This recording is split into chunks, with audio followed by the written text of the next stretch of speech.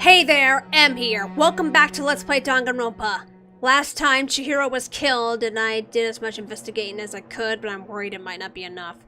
This episode, I go through the red door once more, and I hit the down key by accident. I shouldn't do that. Alright, everybody ready? Ahem. So, is everyone ready to— What? Am I blind, or are we missing someone? Yo. Yeah, Toko's not here. And Toko is— You really don't remember? Kidding, I'm just kidding. How could I forget that little nut job? She's a crucial part of the class trial this time. Okie dokie, I'll go ahead and drag her out here kicking and screaming. Just one moment, please. And just like he said, a few minutes later, he reappeared, dragging Toko behind him. Oh god, that visual must be kind of funny. I told him I didn't want to, but he forced me. I can't believe you would drag a girl around. Terrible! You're terrible! Phew, so now everyone's here, right? Okay then, hustle onto the elevator and let's get this show on the road. I'll see you guys down there. Let's go. So, shall we get going? It's time to find out who killed Chihiro. Chihiro Fujisaki. She was so gentle, so calm and meek. Nobody had any problems with her. Someone made the choice to kill a girl like that. And that murderer is one of us. Someone standing right here. You ready? We doing this? I will uncover the villain who performed such heinous acts on a weaker individual. I don't know why the killer did what they did, but I'm sure it'll work out by itself. Justice always prevails, right, bro? And Kyoko's back there. Shall we go? Shall we begin? Miss Fujisaki. I must admit, for being 3D, she was quite remarkable. Of course, just the idea of 3D makes me cringe. It's okay, man. A lot of us liked Chihiro, okay? She was adorable. She was an adorable cinnamon roll that got taken away too soon. Hey, come on. Fucking Toko, man. What's got her worked up? There is something odd about Toko's behavior. I do not think mere shock is enough to explain it. I guess I wasn't much help at all on this one. Well, I don't know. Your account might be useful. It'd be better than what this dude did. I gave you plenty to work with. Show us how far your logic can take you. Okay, I believe that's everybody, so now let's get into the door for real. We have no choice, right? We have to do this. Yes. I gave a small nod in reply. With one last deep breath, I walked toward the elevator on shaky legs. With each step forward, I could feel my heart starting to race faster and faster. As soon as everyone was on, the elevator began to descend. I couldn't get a handle on my emotions. Couldn't stop speculating. Oh, the body count just drops.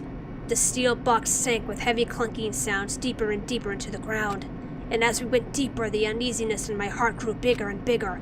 The elevator was unaffected, however, and continued to descend without hesitation. Well, of course it wouldn't be affected. It's a metal box! Until finally, it came to a sudden stop. What do you think? I redecorated! Isn't it so fresh? Isn't it so exciting? Don't waste our time with stupid questions. Let's get this over with. Good, you're repairing to go. Gotta say, I don't hate it, not at all. Okay then, let's get this show on the road. Everyone, please find your assigned seats. And so the curtain opened once again. A deadly judgment, not this again. A deadly deception, a deadly betrayal, a deadly riddle, defense, faith, a deadly class trial. Alright, here we go. Let's set my skills, because I got a couple of new ones since last time. Lost in Thought, increase the time limit for each phase, effective during the class trial, cost 3 SP. Oh, that might be useful. Let's see. What about, that breathing technique? The focus gauge recovers more quickly, effective during the, I don't really use the focus gauge, though, do I? That's what concentration drains, right? So, I don't think I'll use that. Alright, go back then. Might use Lost in Thought, though. And this time there's, how many truth bullets do I got here? 16. I can't help but feel that I might not have gotten all of them, and I'm worried. Okay, I think I'm as prepared as I can be. Let's go find out who killed Chihiro. All rise! Here we go. Let's begin with a basic explanation of the class trial. So, your votes will determine the results. Didn't you just tell me this last time? If you can figure out who done it, then only they will receive punishment. But if you pick the wrong one, I'm half tempted to skip this part because I think he's just repeating himself. then I'll punish everyone besides the blackened, and the one that deceived everyone else will graduate. Uh-huh. Okay then. So, first off, I think this is new. let's talk about the murder weapon! First, we have to make clear what was used to deliver the fatal blow. Which I'm pretty sure was the dumbbell, right? It had a blood stain on it and everything. Okay, locker room dumbbell. So let's see who says differently. Chihiro's fatal injury. It appears it was a head wound. That's true. According to the Monokuma file, the killer used a blunt instrument. But what kind of blunt instrument could it have been? Maybe this? Oh, nope. Oh, sorry. I need to think about it one more time. There must be a contradiction in their statement somewhere. Shit, sorry. Chihiro. What kind of blunt instrument could it have been? I bet it was an iron pipe. No! No, it's wrong. It was not an iron pipe, man. You should have known better. Can we agree that the object that dealt the fatal blow was the dumbbell, found at the scene of the crime? Yeah. It was covered in blood, and there was nothing else at the scene that could have caused that kind of injury.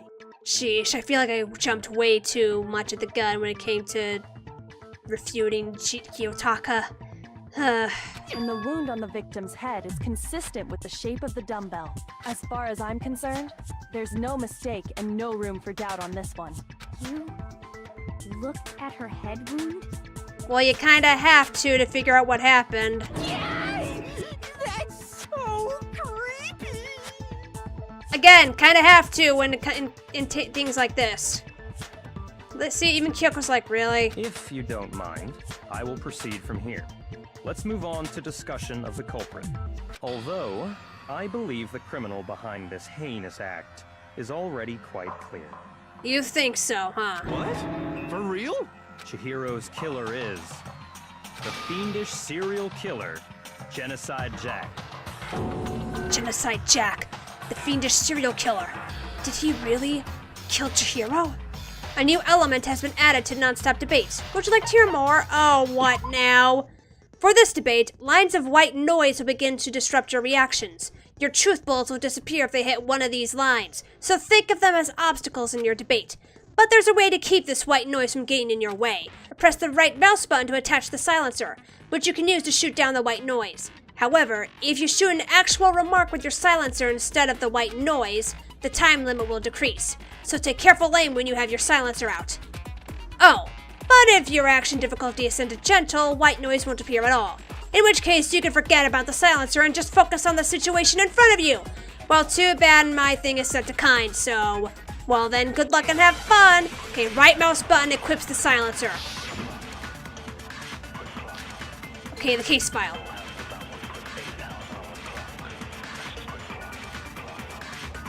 The culprit is Genocide Jack, I'm sure. Case closed, as far as I'm concerned. But that's impossible. Why? What makes it impossible? Well, I mean, come on. There's just no proof for it. Hey, so, speaking of Genocide Jack, Oh I god. don't know who that is! Yeah, I got an idea though. The thing Byakuya showed me in the archive. One look at that and anyone would be convinced. It shows that this was the work of Genocide Jack. The culprit is Genocide Jack, I'm sure. Jeez, not again. What? You think there's some mistake lurking in what I said? Damn it! I can't keep messing up or else I'm gonna fail. There's just no proof for it. I'm sorry, Aoi, there sort of is. Jeez, I can't keep messing this up or else I'm gonna fail. I might know one reason he could be involved. What? I found this file while I was looking around the archive in the library. I guess it's some kind of confidential file the police put together about the Genocide Jack case. Right, that thing. But at the same time, there's something suspect about how Chihiro looks. What? That's kind of weird as shit, isn't it? What was something like that doing in the library? The why of it is probably more trouble than it's worth. So let's forget about that for now. Sheesh. It still bothers me that you sound so nonchalant about everything. More importantly, it outlines all the specifics of every Genocide Jack case in exceeding detail. According to the file, there appear to be 2 defining characteristics in every Genocide Jack case. The first is that a bloody message is found written at the scene of every murder. That's true, we saw that. Oh, that's right. Boob lust. Hifumi, no! No. It's actually bloodlust. But more important is the other characteristic, and it's something that has never been made public. Never made public? What the hell is it? Why don't you tell them, Makoto? The other characteristic of every Genocide Jack case, which the world at large doesn't know. If I'm not mistaken, it has to do with the positioning of the body. I got it! Okay, good, I restored some health. Apparently, in every Genocide Jack case, the killer suspends the body in a certain way. Other than the killer, the only people who know about this are the higher-ups in the police department. However, Chihiro was most definitely suspended in the same way. I don't know, if you compare Chihiro and the stuff found in the case file, there's some noticeable differences. So, how did the culprit know about this when only high-level police officials were aware of it? There's only one logical answer I can think of. God, Chihiro looks so awful. It's because the culprit in this case is the real Genocide Jack. No fucking way! You're saying Genocide Jack is one of us? Yes, in fact, it's Toko. Oh, you made that sound so obvious. What? Genocide Jack's true identity is Toko Fukawa. Better run, Hifumi. What? Hey, okay, wait, hold on a sec. Toko has, like, bloodophobia or whatever, remember? What kind of serial killer is afraid of blood?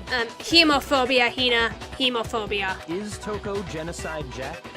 The answer is yes and no. Another riddle. Man, why is this gotta be so complicated? It's a riddle for sure, but I feel like I understand it. What it means for Genocide Jack to be Toko, but also to not be Toko. The answer is that she's not just one person, but multiple people, right? Right. Multiple personalities and all that. Oh no. What do I have to spell out here? Oh god, what is that? H-I. Is S one of them? Okay, S. Is there a C in there? Schizo? Are you trying to say schizo? If you're talking schizophrenia, there's a difference between schizophrenia and dissociative personality disorder. Just saying. Now I understand.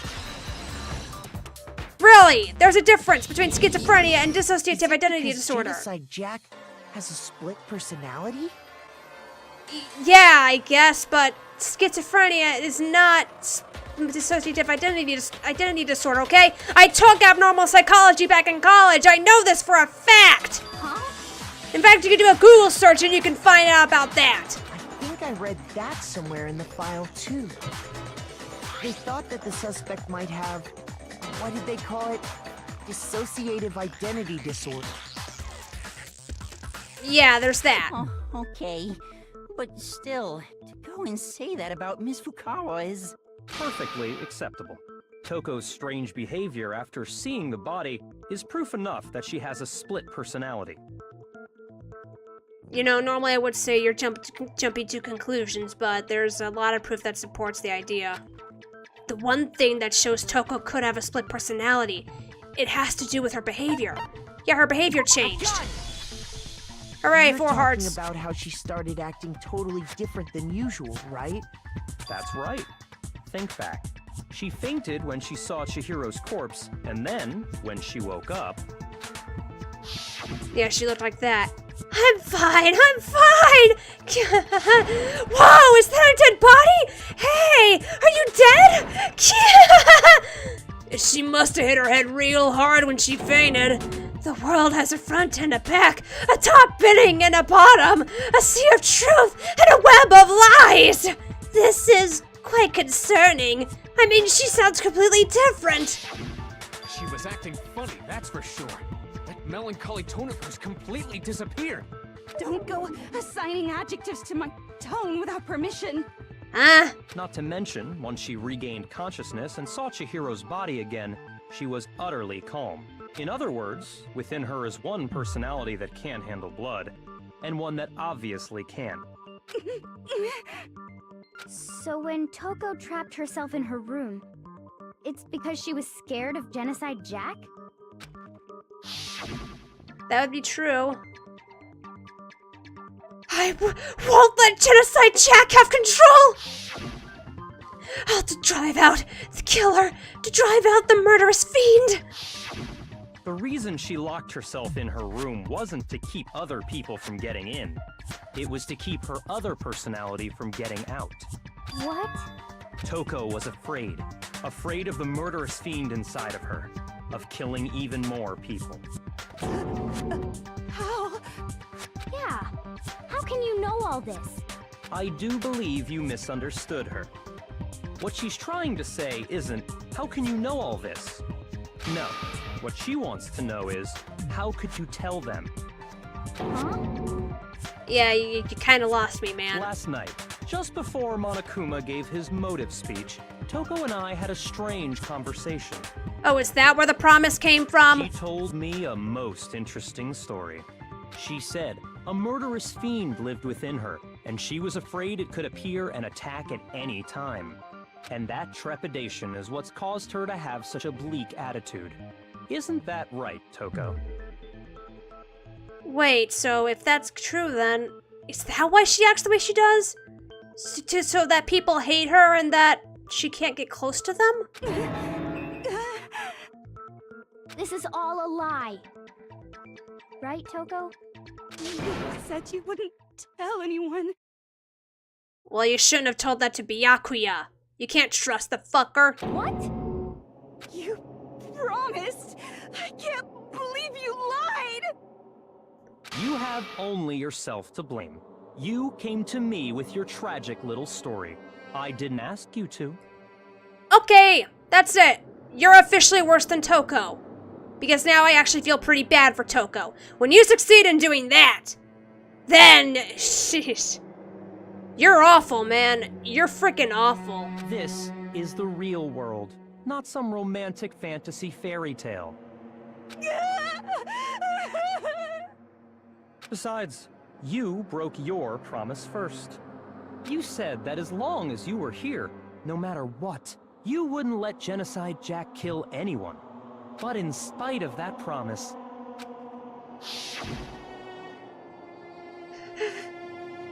I'm sorry. I couldn't keep our promise. But don't worry. Never again. I won't let Genocide Jack have control ever again! You said if I kept my promise, you would go out with me. Did he really? That's the only reason I promised. How many times do I have to tell you? I never said that. But you weren't able to do it. You just couldn't resist that rush you got from killing, could you? Sheesh. I tried. I swear I tried to control it, But your efforts were useless. What a disappointment. I hate you. Yeah, don't worry. I'm with you on that one. Well, the opening act is nearly finished. All that's left is to hear from the person in question directly. The person? You don't mean... Oh dear. Toko's body suddenly lunged backwards. A huge thud echoed across the courtroom. But in the next second... Oh god! Hello there! Is it me you were hoping to see? She's gone full Orochimaru on us! What the heck? So you figured it out, huh?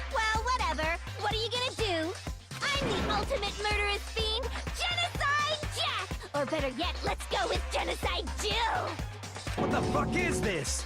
I kind of have to go with Mondo on this. What happened to you? Not Toko, that's a loser name, and what happened is a textbook split personality. So what if one of them happens to be a serial killer? You should turn a blind eye to one's fault.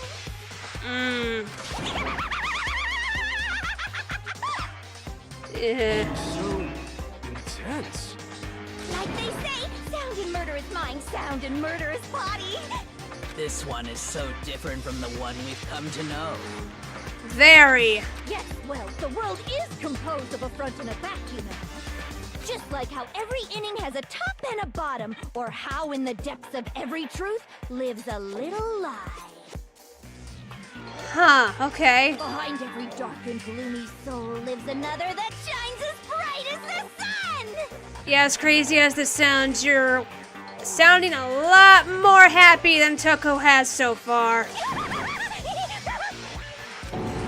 This is the murderous fiend genocide Jack. This is beyond insane! Miss Jack, Jill, can I ask you a question? What's up? See, she's like, hey, sure, what's up?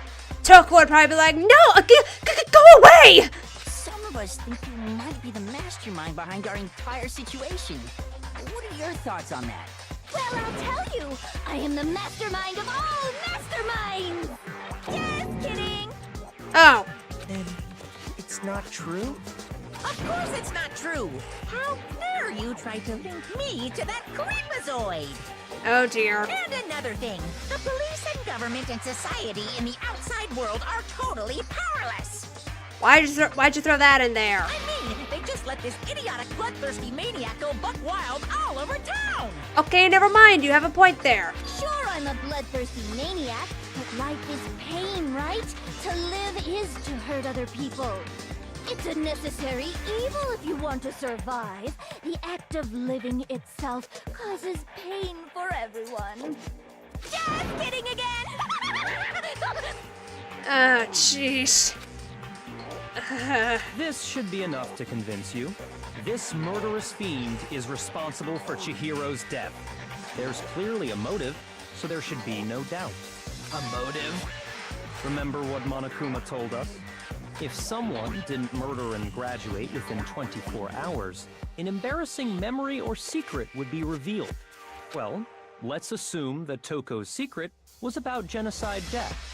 Yeah, that probably would be something worth hiding. If a secret like that came to light, Toko's life would have undoubtedly been forever ruined.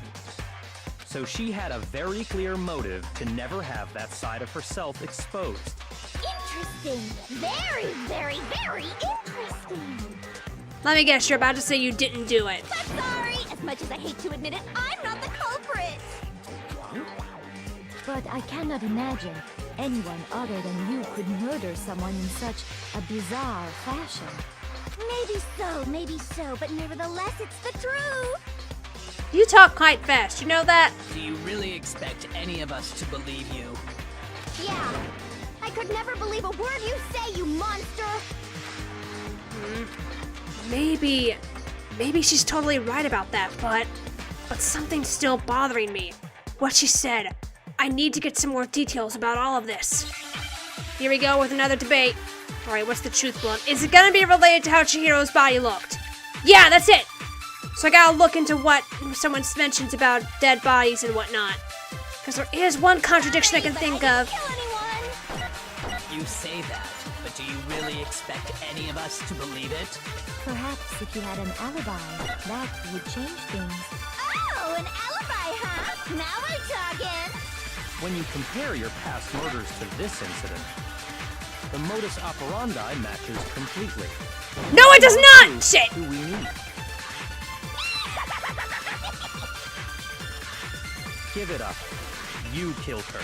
Byakuya, you got something I need to disprove, and I'm gonna feel so happy when I do that.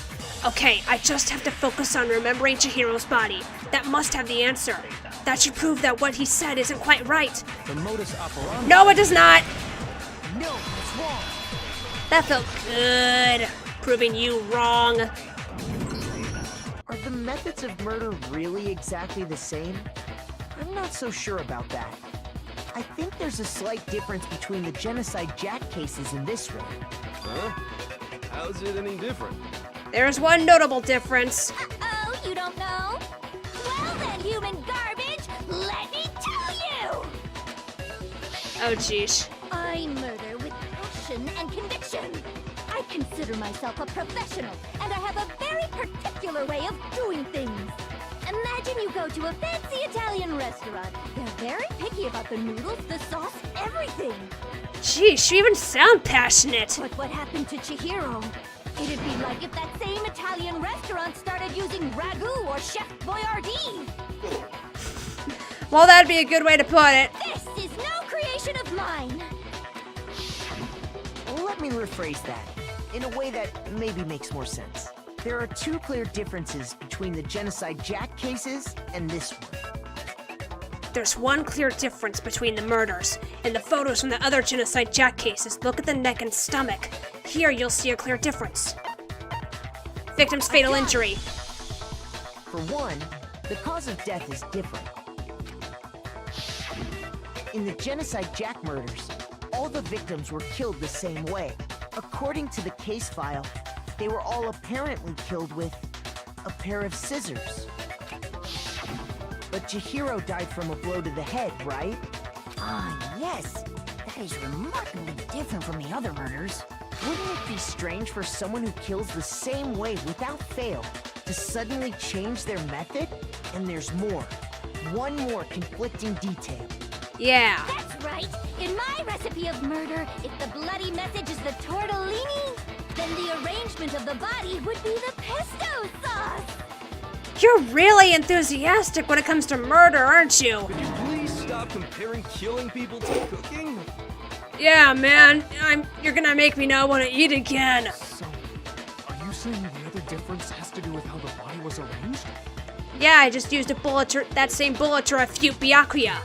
That's right, the second difference is related to how she was suspended. In the photos of the other Genocide Jack cases, all the other victims were stabbed through their hands. Here you'll see a clear difference. I got it! Yay, I'm back to full health! Do you remember what the killer used to suspend her? Yeah, an extension cord. He used some kind of rope to hang her up by her wrists. What is your point? Well, in all the previous Genocide Jack cases, something else was used to suspend them. Specifically, pairs of razor-sharp scissors. That look extremely impractical for anything besides this use. And guess what? I use my own specially designed scissors for the murders and the arrangement. Like I said, I'm a professional, so naturally I'm very picky about the tools I use. And you know what else? What? Big Mac said there's two differences, but he's wrong. What's the third difference then? Or the fourth, or however many more there are? Big Mac? Are you referring to me? Also, yeah, she just called you after a sandwich. Listen up, Big Mac. There's actually one more difference. Huh? What is it? My word, you really didn't notice? Take a look at who the victims were in each Genocide Jack case. There's a pattern there, just waiting to be discovered. Pattern? Figure that out, and it'll be plain as death why I couldn't have possibly killed that little lolly girl. Let's see. There was a pattern surrounding the Genocide Jack victims, and Chihiro didn't fit it. I almost said fit in. If you look at the names of every victim, what you'll notice is, I think I figured it out! I know why she couldn't have killed Chihiro! Is it because Chihiro was a girl? I got it! Is it because Chihiro was a girl? Bingo! Bullseye! Right on the money! What are you talking about? In all the Genocide Jack cases, all the victims had something in common. And thus they were all dudes. Ken Harada, 32. Tetsuhiro Honda, 17. Shoji Gaku, 23. Kanao Issei, 14. Takashi Yoshida, 30. Komatsu Notaro, Takafumi Kono, Uchida Naohia, Takashi Masamue, Yuto Yumejima. There was no end to it. They were all guys? That's right! The people I kill with such passion and conviction are all adorable little men! I can't believe I said it! I'm so embarrassed! Yeesh. The hell is wrong with you? I can't help it! I'm just a full-throttle boy-on-boy fangirl, and the mopey side of me just hates it. I just realized that Hifumi got mad at you for that kind of thing earlier. Okay, not you, but Toko. There was a huge argument between with the boy-on-boy thing. But now I'm on the fast track to becoming a full-blood fan madam! So since Chihiro was a girl and not an adorable little man, you wouldn't kill her? Would an Italian chef suddenly start making ramen just because they're both noodles? Don't be stupid. I have too much passion and conviction to cross that line. That's the absolute reality of the one and only. I'm almost tempted to say that maybe you and Hifumi would get along pretty well. But he probably wouldn't dig getting along with a serial killer. We get it. You've clearly explained your hobby and your philosophy. But that's not all there is to it. It's a different matter entirely, when you're forced to kill in order to survive. Quiet, lolly car! Yeah! I can't believe I'm agreeing with a serial killer. Lowly cur? Ha! Yeah, lowly cur. I would never kill for a reason as petty as mere survival. And if by some fluke I did kill to survive, why would I bother with the message and arrangement? It'd make me the obvious suspect! That does make some amount of sense. Yeah, looks like Genocide Jill's pretty intelligent for this sort of thing. Plus, whatever reason I have for killing, I would never leave out my prized scissors. Do you actually have some of them on you? Who would go out of their way to use a big, stupid, heavy dumbbell? Maybe you used the dumbbell because you couldn't find any scissors in the school? Any scissors? I don't just use any scissors. I only use my own set of high-class envy of the entire world scissors! But those scissors look so impractical. You couldn't use them for anything else besides stabbing. If you tried to actually cut things with it, you'd probably poke yourself with those thorny things coming out the side. Okay, whatever. There still aren't any in the school. And before she shows that, yes, she has pairs of them. Are you sure about that? You actually do, don't you? Oh my god, you do. She's fully equipped. That's right, so I can kill anywhere, anytime. Why would I resort to dumbbells or rope when I have my trusty scissors by my side? Go ahead, tell me I'm wrong, you can't pin, you gutter dogs, all of you. You really do talk fast. Not to mention, I have no clue how to tie a good knot. The rope's totally out of the question anyway. Kiyotaka looks like he's about to go nuts. I have no idea what's going on anymore. Could such a heinous villain really be innocent? Seems that way. But the body really was suspended, right? And nobody but the police knew about that. Not quite. There is someone else who knew. Yeah. That's why we figured it had to be the real deal and not some copycat killer or whatever. Actually, hold on.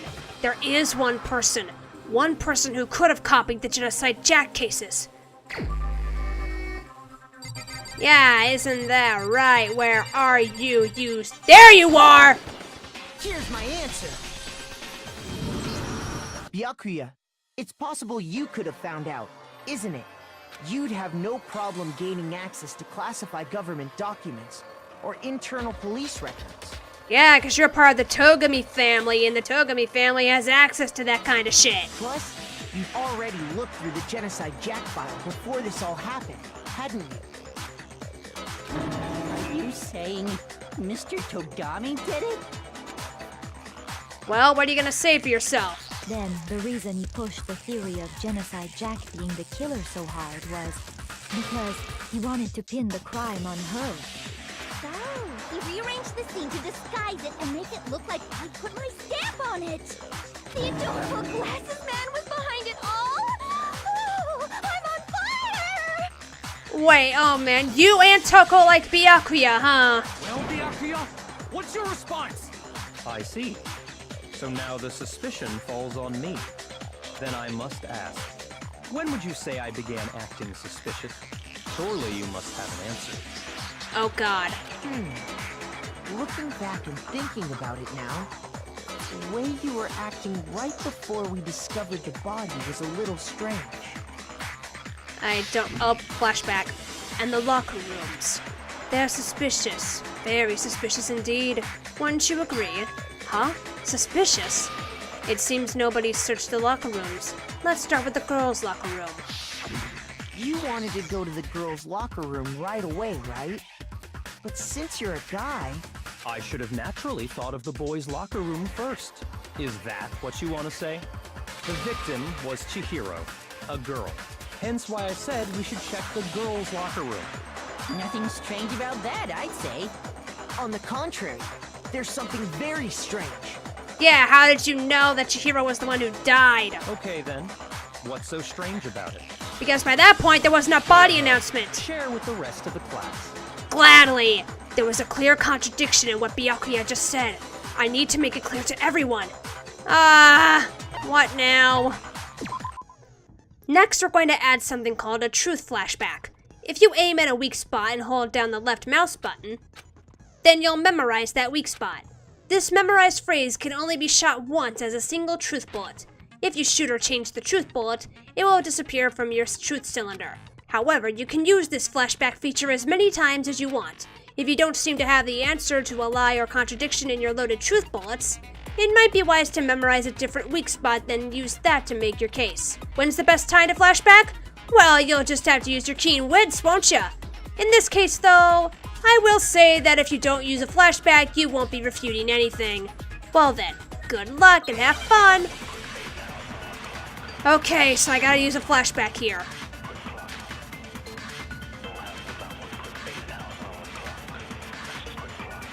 Let's see. So, you said Byakuya was acting kind of weird before we found the body. But he was acting weird...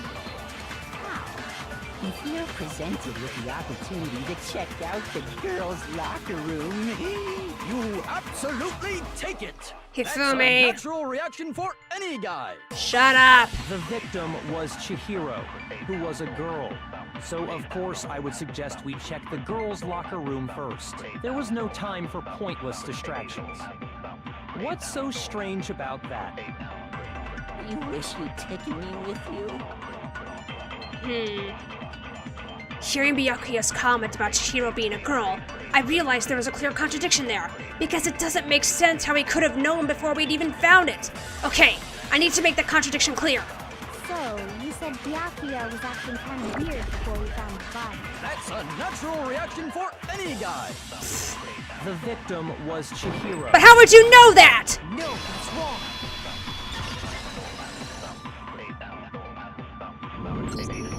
I'll tell you what's so strange about that.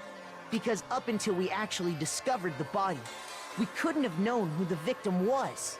So your claim that you went to the girls' locker room first because Chihiro was the victim doesn't hold up. I see.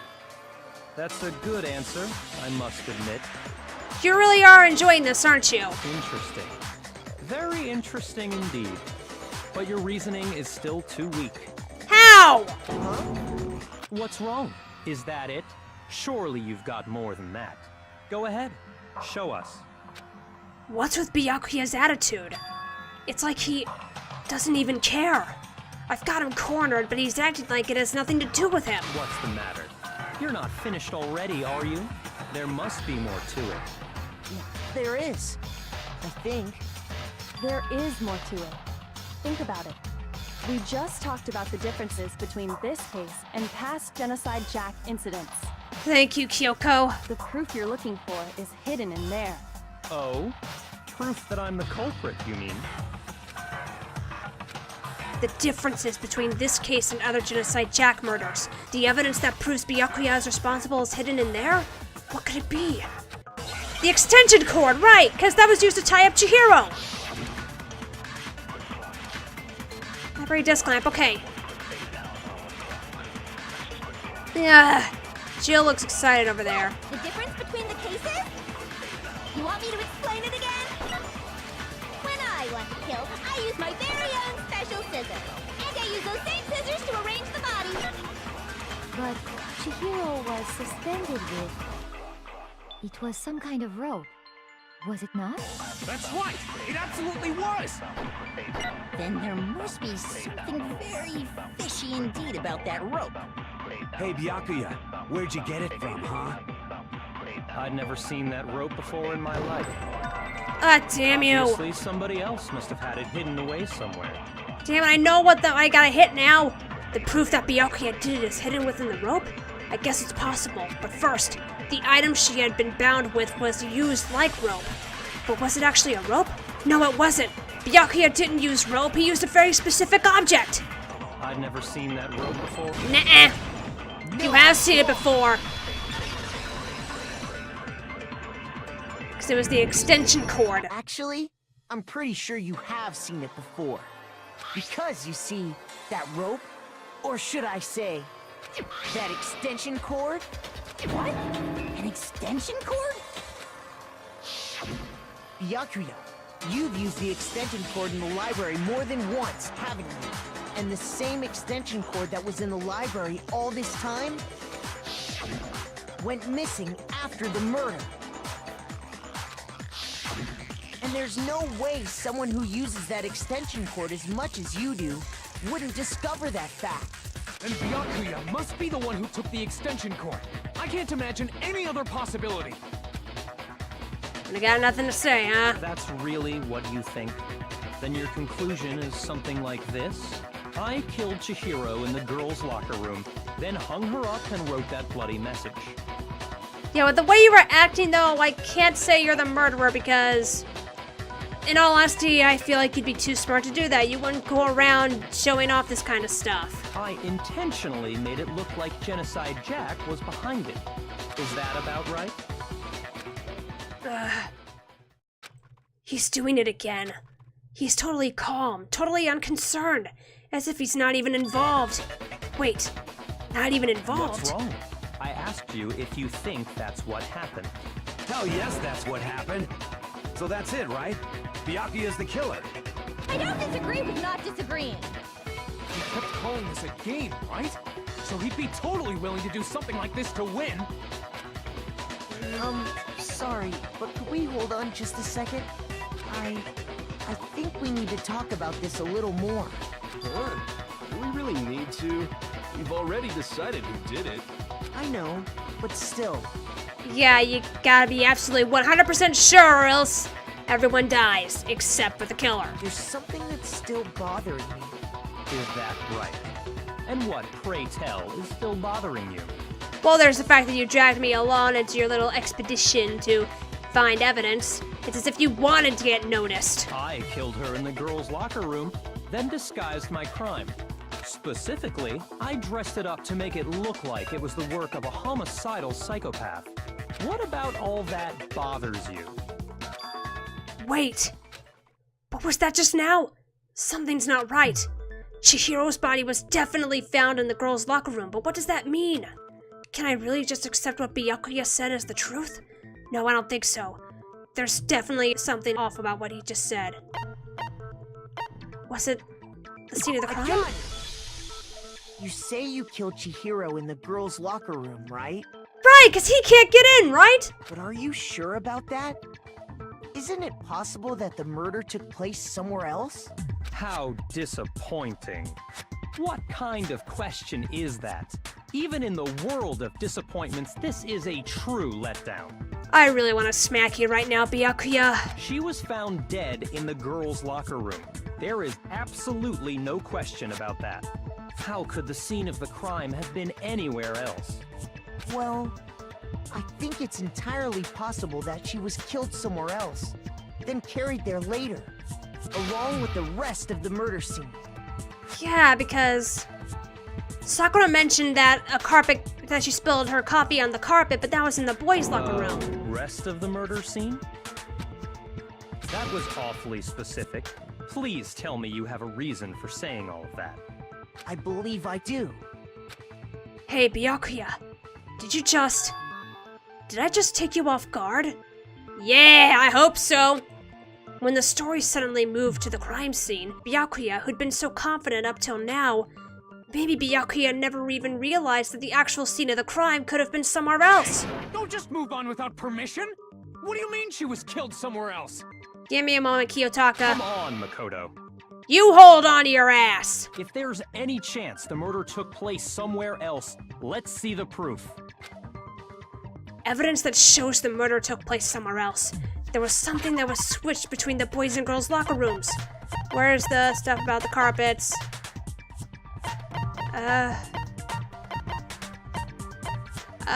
Which one do I use? Oh god. I don't want to get hurt too much here. Was the discipline stain? God damn it. Shoot!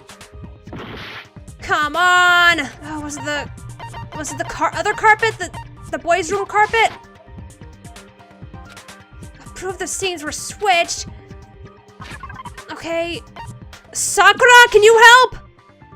Oh, come on! Shoot! God damn it, I can't mess this up too much or else I'm gonna lose! Proof that it was switched. Proof that something was switched. The locker room posters? I got it! Oh, I hope so. The proof that she was killed somewhere else is the poster that's hanging in each locker room. Your proof is some posters? The poster in the girls' locker room was a picture of a big-boobed supermodel. But don't you think that's kind of strange? Why would the girls' locker room have a poster like that? I bet those massive jugs of hers were totally fake! Okay. Meanwhile, the boys' locker room had a poster of the super popular boy band Tornado. Okay, just one thing. That boy band gets named, but the group that Sayaka was a part of wasn't. Again, that doesn't really seem to belong in a boys' locker room. So you're saying that maybe the posters were switched? And there's one other thing I noticed about the locker rooms. You know what I'm talking about, right, Sakura? You're referring to my protein coffee, aren't you? Yep. Protein coffee? While I was in the girls' locker room earlier, I spilled some protein coffee on the carpet. But I noticed that after the murder, the stain had been totally scrubbed away. No, it's not that the stain was scrubbed away. It was moved. Okay, where is it? I know this one. Boys' locker room carpet. I got it! The stain on the girls' locker room carpet wasn't scrubbed away. In fact, I found it on the boys' locker room carpet. That's definitely the stain from my protein coffee.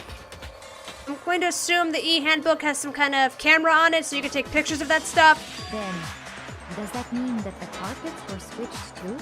But why would anyone do that? To move the murder scene from one locker room to the other. It's certainly plausible, don't you think? In other words, in order to completely swap the scene of the crime, the blood-stained poster and carpet were moved along with the dead body.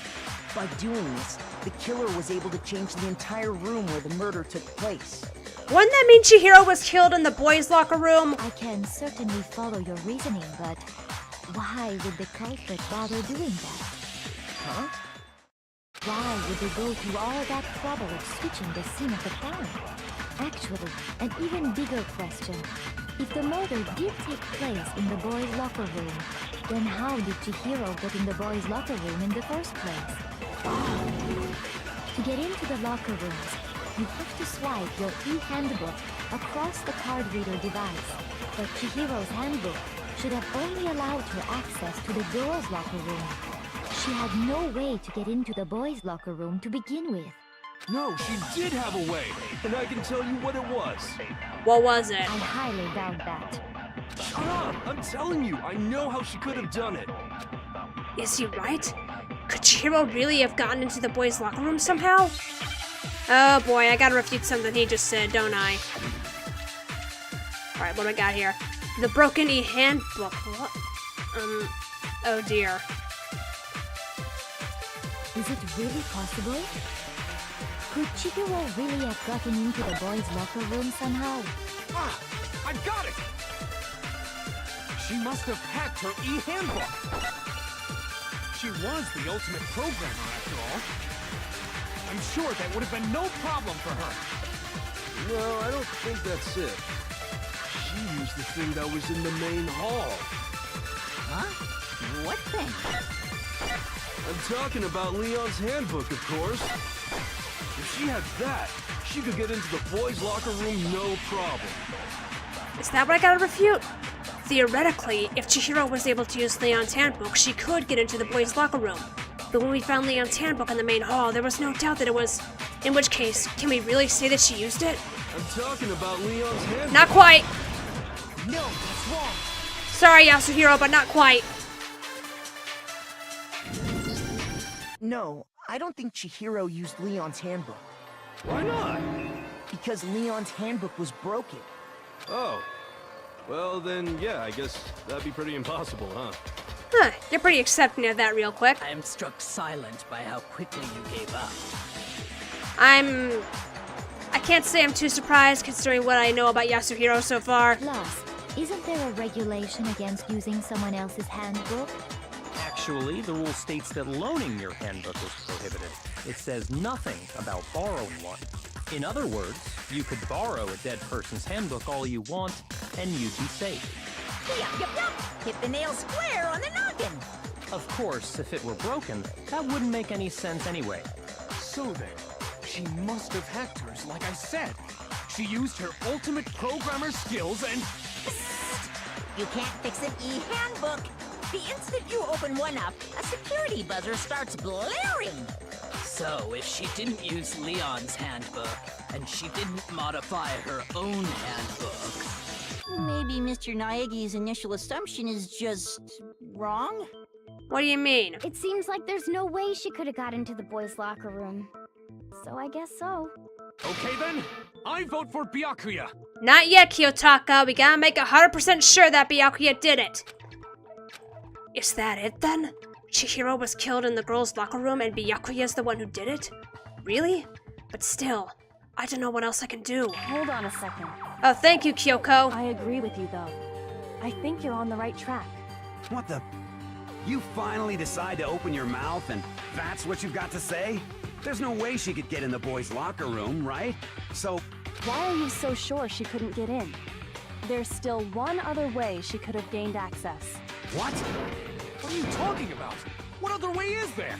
Well, to explain that, why don't we take a little break from the trial? I'd like you all to come see something. What? Wait. Just what do you think you're doing? I don't think Monokuma's gonna allow that. Don't worry. This'll make the whole trial more exciting. I'm sure that thought must please you. Huh? It'll make things more exciting? Well, all right then. I declare an official class trial recess. For real? Now then, what is it you want to show us? It better not be boring or I'll be very unhappy. Oh, please, Kyoko, let this be important. I have no doubt it'll meet your lofty expectations. So, shall we go? Are we actually gonna exit and walk around or something? So before I even knew what was happening, the class trial had been put on hold. We headed off with Kyoko in the lead, and where she took us was... The girls' locker room? We've already searched this place top to bottom. What are you trying to pull, Missy? Oh, they're all talking, I guess. I'd like you to examine the victim's body one more time. You want to check it again? Be sure to examine the entire body very carefully. Take your time. Examine her carefully? Like using our hands? Ifumi? No way! It's probably best if I don't run my hands all over a girl's dead body. It's not that I'm creeped out or anything, it's just... based on religious grounds, you know? Very well. I'll do it. Alright, Sakura, you go do it then. Just please don't, do anything that could disrespect the dead or something. But you're a girl. You shouldn't have to touch a dead body. Just let one of the boys do it. No, it's okay. I think Chihiro would rather have a girl examine her. So just leave this to me. Sakura. What is this? Some kind of secret girl-on-girl action? Is that what you two are about? Easy there, Jill. That's not it at all. Stop screwing around. Okay, here I go. I'm sorry, Chihiro. Please excuse the intrusion. Putting her hands together in a brief prayer, Sakura then began to quietly examine her body. Be sure to check her entire body, and I believe we will solve this particular mystery. Her entire body? I know you say that, but... What? This is... What is this... You alright, Sakura? What is it?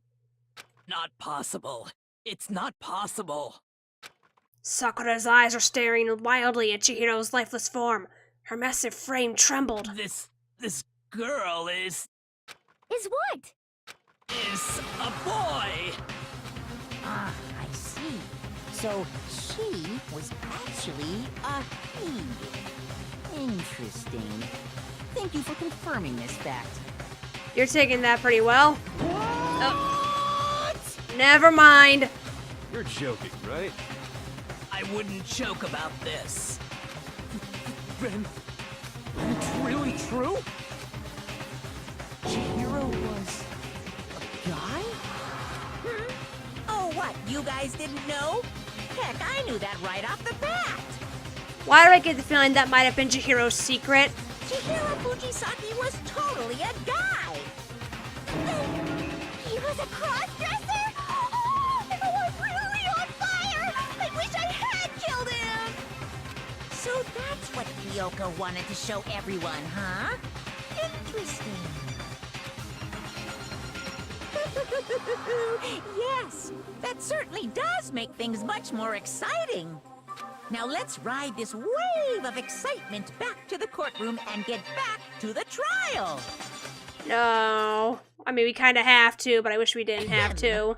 I do apologize for keeping you waiting. Now then, let's resume the class trial. We've all just learned of the shocking revelation that Chihiro was actually a boy. Let's pick up from there. Yes, well, I don't know his reason for hiding it, but the fact is, Chihiro was not a girl, but a boy. To think that Chihiro was actually a guy. The thought had never even crossed my mind. And because the victim was male, he would have had no problem gaining access to the boys' locker room. Assuming his handbook did, in fact, list his gender as male, then yes, that would be true. Of course his handbook said he was a boy. He dressed like a girl, but he was a boy through and through. So then, there should be no issue with Makoto's initial assertion. The victim was killed in the boys' locker room, and was then later moved to the girls' locker room. And the killer could have easily used Sayaka or Junko's handbook to get into the girls' locker room. So Chihiro really was killed in the boys' locker room? I still don't understand the motive for moving the body, but yes, that does seem plausible. Well, I must admit, I did find it rather odd. I knew he felt a little off. There was a certain incongruity to his female body. This is the most titillating situation! So now everything has been connected. All the mysteries have finally become clear. Except the one telling us who the killer is. Okay, well, connected or clear or whatever. We still think you're the killer, remember? Very interesting. This has become very interesting indeed. He's off in his own little world. Yeah, something you're probably familiar with, Hifumi. What about you, Makoto? After everything we've learned, do you still think Byakuya's the killer? Well, without a doubt, Byakuya is the one that made Chihiro's death look like Genocide Jack did it. But I think he might not actually be the killer after all. What? But aren't you the one who accused him in the first place? He just seems to be too easygoing about all this. Like he's enjoying us solving the mystery. Yeah, I feel the same way. If he really did kill Chihiro, then he probably wouldn't be so happy-go-lucky with showing you all this stuff. The way he's acting, it makes it seem like it doesn't have anything to do with him. And you think that might be because it doesn't have anything to do with him? Plus, the evidence he left behind was a little too... how can I put it? Overt. Noticeable would be a good one. He consciously chose to use the extension cord, knowing it could connect him to the murder. At least, that's how I see it. And Byakuya, when you found out the murder took place in the boys' locker room, It seemed to rattle you. And then again when you found out Chihiro was actually a guy. If you really were the killer, that stuff wouldn't have had any effect on you. So that's your thinking, huh? Well, it bothers me that you don't have more concrete reasons, but it's fine. I guess I'll mark it as correct for the time being. Joy. Mark it as correct? He's right. I am not the culprit. I just happened to come across the corpse in the girls' locker room and decided to alter it. Are you fucking with us right now? No, I am not effing with you right now. I'm telling you the truth. Well, I find it very hard to believe. Go ahead. Find it very hard to believe. You're free to be executed along with the rest of us. That might not be a good thing to say because people are gonna go, oh, you're trying to use reverse psychology on me, huh? Well, it ain't gonna work on me, sonny boy! If you're really telling the truth, then why? Why do you do that to his body? Yeah, good question. Why would you desecrate the dead like that? My reasons hardly matter right now. Uncovering the culprit is much more important, wouldn't you say? Dude, you don't give a shit about any of this at all. You went and freaking desecrated a dead body, for fuck's sake. You really do think this is all a game. You really do think dead people are just objects. Now then, if it wasn't me, who was it? Well, I don't think I can say for sure without talking about it a little more. We're seriously gonna keep going? We're all good, aren't we? I thought it was clear Byakuya did it. No, I'm with Makoto. If there's any doubt whatsoever, we need to explore every possibility. Yeah, it's like I said, we gotta be 100% sure about who did it. Because if we're wrong, we all die here. Yeah. That's true. Very well, then. I'm with you too. Yay, thanks, Celeste. Damn straight. Count me in. All right, thank you. Do you not have a mind of your own? Of course I do. What am I, an ant or something? Anyway, let's discuss this all as a group one more time. We still have time to make our decision. That's very true. You all right, Sakura? Our lives are all on the line. Excellent. Then shall we resume our game of hide and seek? Stop comparing this to a game. But if Byakuya didn't do it, then who's the real killer? Who murdered Chihiro? There's one thing we can be sure that we know about the killer. The killer was able to gain access to the real murder scene, which means the killer has to be a dude. Since the crime scene was at the boys' locker room, you wouldn't need a boys' handbook to get in. Since Leon's handbook is apparently broken, the killer would have had to use their own. In other words, it had to have been a guy. But that's still not enough. I need to find some more clues. Alright, well, let's focus on this then. Okay, so let's account. Isn't there a single clue that might lead us to who did it? Well, clues are one thing, but did nobody get a look at the killer? Seems that way. Sure, if someone saw the killer, they would have said something by now. Yeah, Yasuhiro's got a Perhaps point. Someone saw the victim at some point. Even that might be enough for now. Celeste saw Chihiro. All we need right now is any kind of new info. It's over. It's all over. Not yet. You want to know who saw the victim? The killer. And only the killer. Not quite! No, that's wrong. Whew, I was kind of banking on that one being right. I believe someone else did see the victim before he was murdered. What do you think, Celeste? Now that you mention it, yes, I did see him. Huh? Really? Oh, but I suppose only Makoto knows about this. The rest of you had no idea, did you? That is why you're all making such ugly noises. Eesh, Celeste, I really called you Chihiro there, but no need to go that far. Whatever! Just hurry up and tell us! It was last night, right before nighttime. I saw Chihiro in the dormitory warehouse. I saw him stuffing a track jacket into a duffel bag, and then, I assume, he headed off to exercise. A track jacket and a duffel bag? But we didn't find anything like that at the murder scene. It seems likely that the culprit destroyed them to get rid of any evidence. And that is when he said something that struck me as rather odd. What'd he say? Well, I'd better get going. I'm kind of in a hurry. Chihiro told me he was in a hurry. But why would he be in a hurry? Only if someone were waiting for him, I should think. So, Mr. Fujisaki was on his way to meet with someone, and then they were going to work out together? But Hina and I had invited him to exercise with us plenty of times, and he always declined. Probably because he was afraid you'd find out the secret he was hiding, right? Which means that conversely, he must have trusted whoever he was meeting with very much. Yeah, that's the worst. You trust somebody with a secret and then, well, you're not quite murdered most of the time, but something happens. Enough so that he was willing to risk his secret being revealed. Ooh, the marvelous friendship!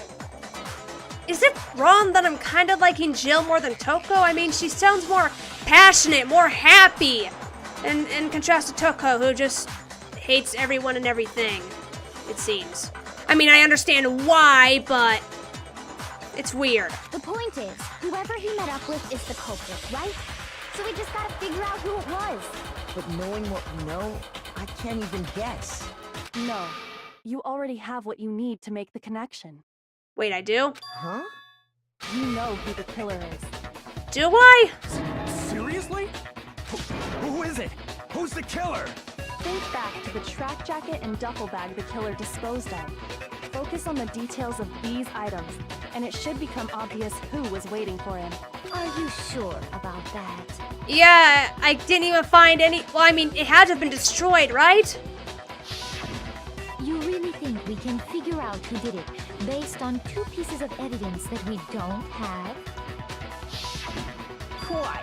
You want to track down some fingerprints or something?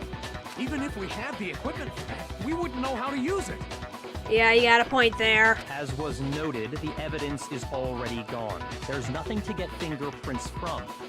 Maybe, but we can make certain inferences if we just take the time to talk it out. Easy for you to say, but fine. Celeste, did you notice anything special about the bag or jacket? The bag was just a normal duffel bag from the warehouse. All the bags in there are the same, so I can't imagine what would make that one special. I can't either. Well, if I remember right, there was a decent variety of tracksuits to choose from. Do you think there might be some connection between the culprit and Chihiro's jacket? Perhaps. Let's explore that and talk a bit more about the jacket he took. Does Chihiro's track jacket really hold some clue about the killer? Somehow, it's really hard to believe. Alright, here we go again. Make your argument. Okay, Celeste's account. Oh god, this one's First of all, long. we know where Chihiro was heading. He was on his way to go exercise. Right. So next we have to ask, why did he choose the specific tracksuit that he did? What do you mean, the specific tracksuit? I got it! He picked that tracksuit because it matched the one the culprit was wearing. We wouldn't know What that. you're saying is, the killer was wearing the same blue tracksuit as him? My tracksuit is black. I don't even have a tracksuit. Cause exercising sucks. Can I sometimes. have a white tracksuit personally. I got it from the warehouse, if you must know. If there's purple Would tracksuits, any let of me that in. really help us get any closer to figuring out who the culprit is? No way. Not a chance. You heard him, right? What he just said without even realizing it? She's right. What he said just now is really odd. How did he know something like that? Oh First of no. all, we know The killer was wearing the same blue. No. What? You knew that, Mondo. You knew the color. Hold on a second, Mondo. What did you just say? Huh? What'd I say? When Celeste testified a few minutes ago, she said, I saw him stuffing a track jacket into his duffel bag, and then I assume he headed off to exercise. she never said anything about the jacket's color. So why did you say Chihiro's blue tracksuit? What are you just... Hey, Celeste, what color was Chihiro's tracksuit? I don't know, she's right next to you. Don't stare at me. As a matter of fact, it was blue. And before we began the trial, did you tell anyone that? The only one I told about any of this was you. Then, Mondo, how did you know what color Chihiro's tracksuit was? Because I just... Because you did it, didn't you? I'm sure he saw the clothes at some point in the investigation. No, that can't be it. The bag and clothes were surely disposed of by the time we began our investigation. Then the only reason he could have known what color the tracksuit was is if he saw Cherry with it before he died. That's the only possibility. Did you just give Chihiro an affectionate nickname? Cherry? Are you talking about Chihiro? So, how about it? Did you see the tracksuit or didn't you? Don't thrust your scissors, please. You might accidentally stab somebody. Just by chance. I just happened to see it last night. He walked past me, and he was carrying the tracksuit in his hands. No, that can't be it either. According to Celeste's testimony, She stuffed the jacket into her bag in a hurry. It was almost like she was trying to hide it. And just like that, she was gone. when Celeste noticed it, Chihiro made a point of making sure the jacket was completely in the bag. If you just ran into him briefly, you couldn't possibly have seen what color the tracksuit was. It would appear you've dug your own grave. Why, Mondo? Perhaps. But you handed him the shovel, didn't you? That's why you said what you did. Focus on the tracksuit and it'll be obvious who he met with?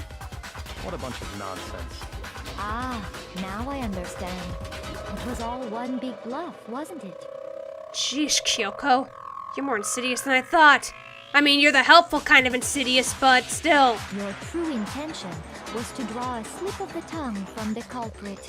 That's why you said you knew who did it, to put them on edge. That's right. However, Mondo was my target all along. I had my suspicions about him from the very beginning. But why? What made you so suspicious? Well, she's right next to him for one, so she could easily notice anything he did. That's a good question.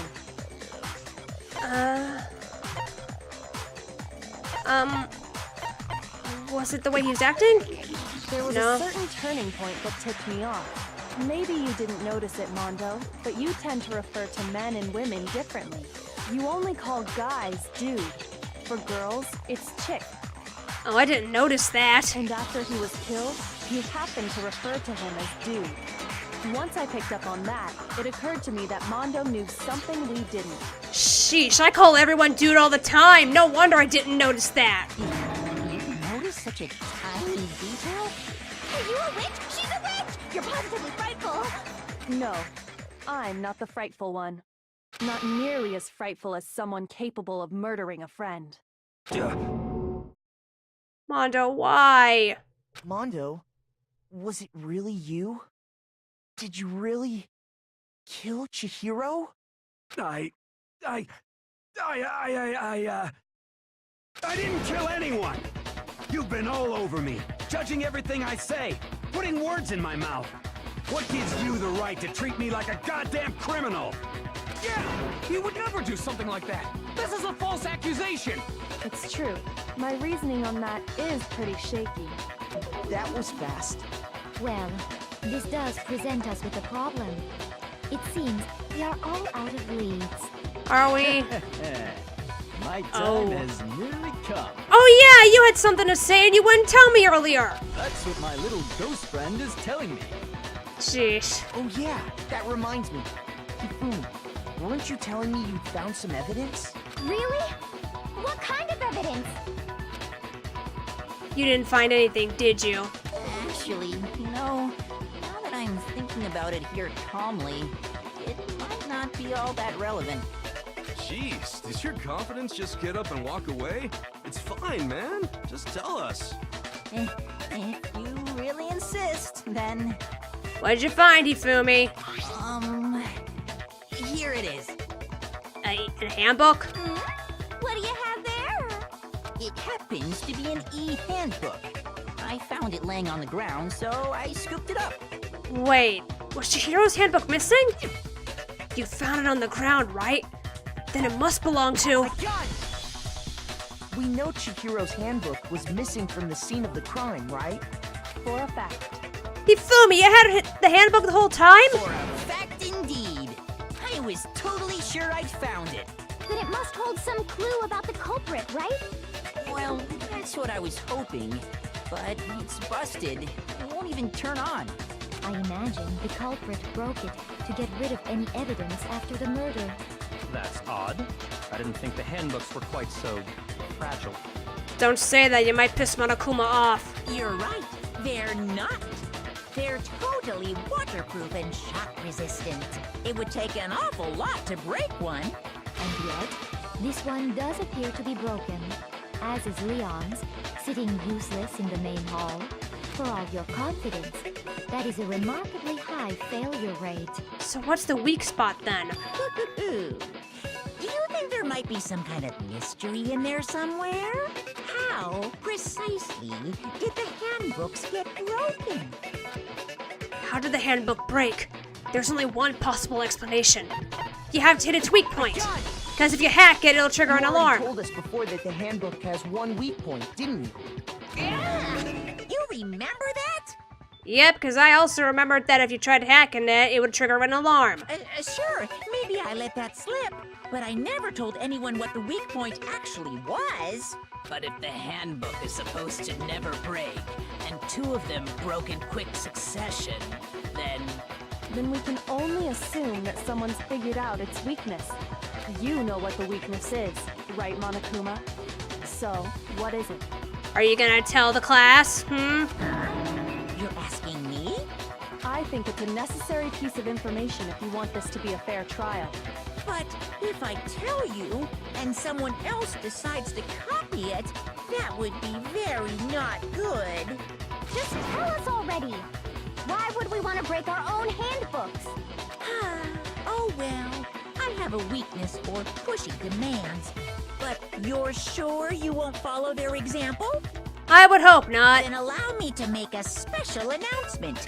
The weak point of my cutting-edge e-handbook is... when it's exposed to high temperatures for too long, it will suffer a meltdown and totally break!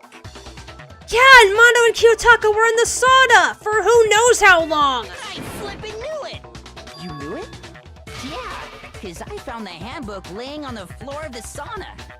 The temperature in the sauna can reach over 200 degrees. Strange how you don't get burnt, huh? It's because as your sweat evaporates, it creates a cooling layer of air around your skin. If the hot air of the sauna were somehow pushed directly onto your skin, you'd definitely get fried. And Kiyotaka wasn't wearing clothes. That layer of air would get blown away. That's why you may feel a burning when you move around. So when you're in a sauna, make sure to keep nice and still. Interesting. I learned one new fact today. That is a mere trifling speck of knowledge. Anyway, if you found the victim's handbook in the sauna, then the killer must have been purposely trying to raise its temperature in order to break it. meaning the culprit somehow knew its weakness. But how'd they find out?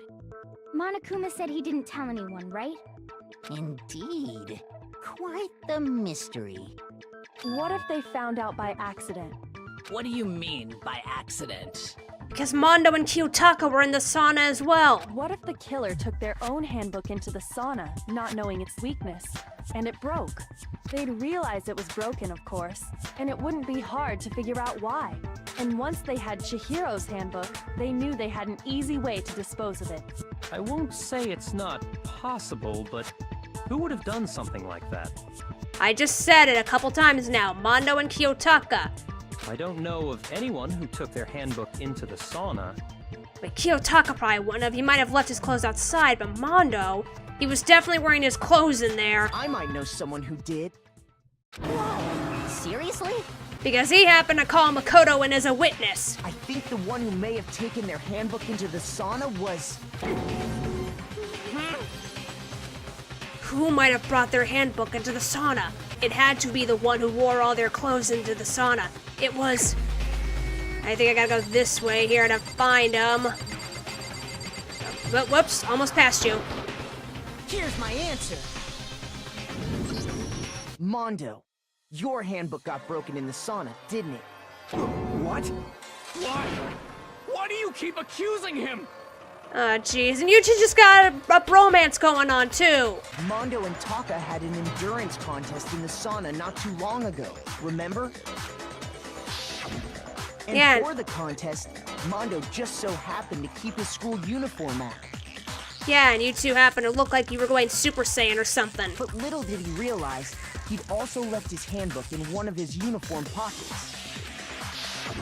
And when it was all over, Mondo discovered that taking your handbook into the sauna could easily destroy it.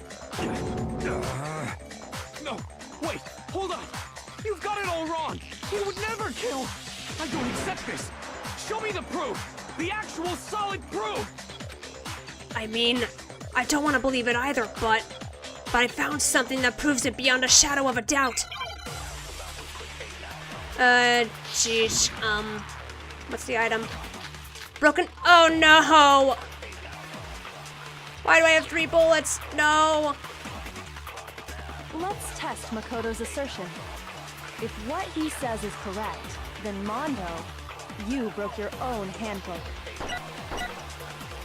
In other words, if Mondo's handbook is actually broken, then that proves that what Makoto said is right.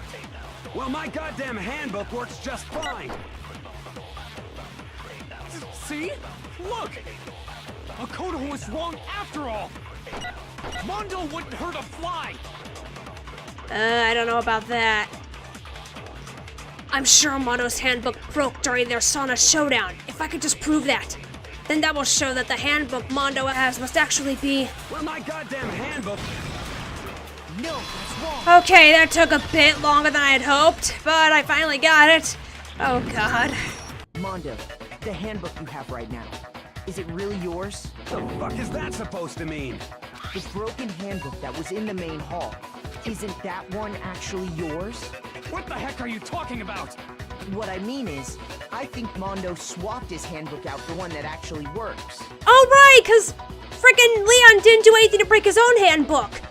It could survive stuff like the baseballs, but it never got exposed to heat. I think he took Leon's handbook and replaced it with his own. After all, Monokuma said himself that Leon's handbook never should have broken. Oh, I forgot about that. That's right! The punishment it suffered wasn't nearly enough to destroy it. So then, the broken handbook in the main hall is actually Mondo's, which would mean that the handbook Mondo has right now is actually Leon's, yes? But doesn't that violate the school regulation that says loaning out your handbook is prohibited?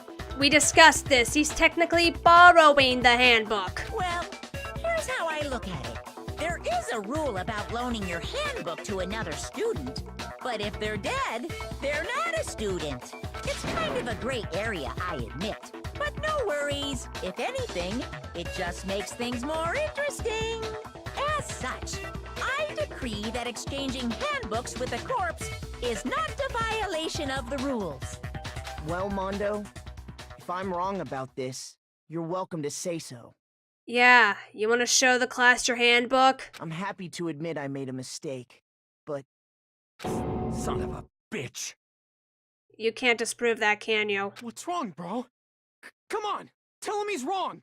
You are wrong! You have to be wrong! Everything you just said is wrong! You made it all up! Kiyotaka... Okay, then why don't we look back on this case one more time, from the beginning? That Comic way, book time. Everything will become clear, and we'll all see if I was right or wrong. Here we go. Closing argument begin. Okay, so we're starting with Celeste seeing Chihiro. Celeste saw Chihiro in the warehouse with a duffel bag and...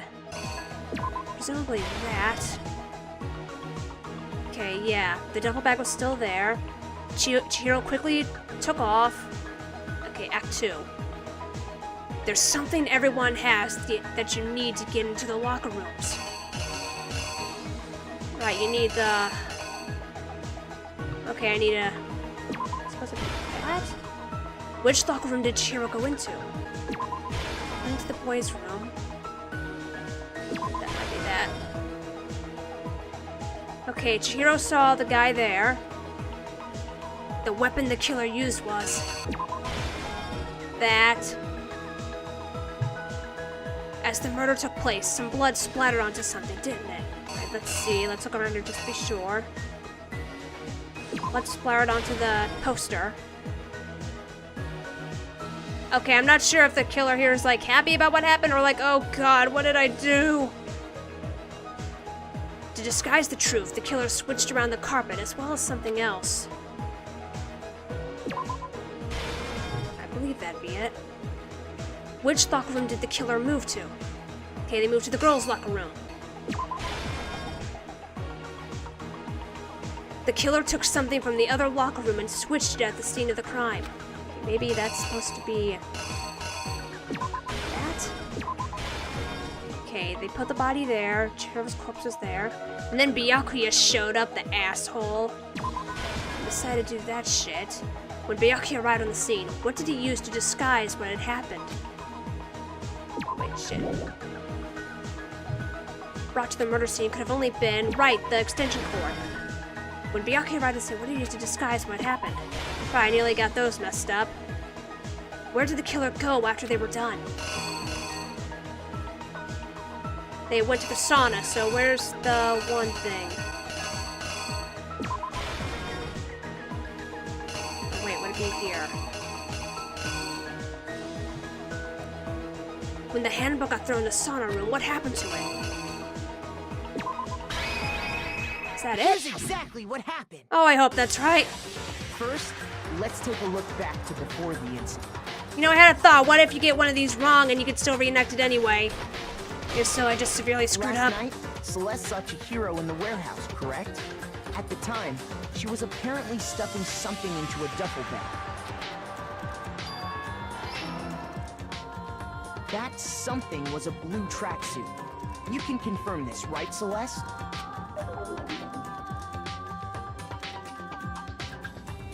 With bag in hand, Chihiro headed out, even though it was officially nighttime. She made her way to the locker room, specifically the boys' locker room. Did I get that right? The victim, who was apparently a girl, accessed the boys' locker room. Okay, good, that's right. Simple, because she was really a he, which is why he was able to use his own e-handbook to gain entrance to the boys' locker room. Once inside, he met with someone there. And the person he met was the one who killed him. It seems likely that the killer grabbed the nearby dumbbell, approached the unsuspecting Chihiro, and attacked him. And that's where the bloodstains on the poster and carpeting in the boys' locker room came from.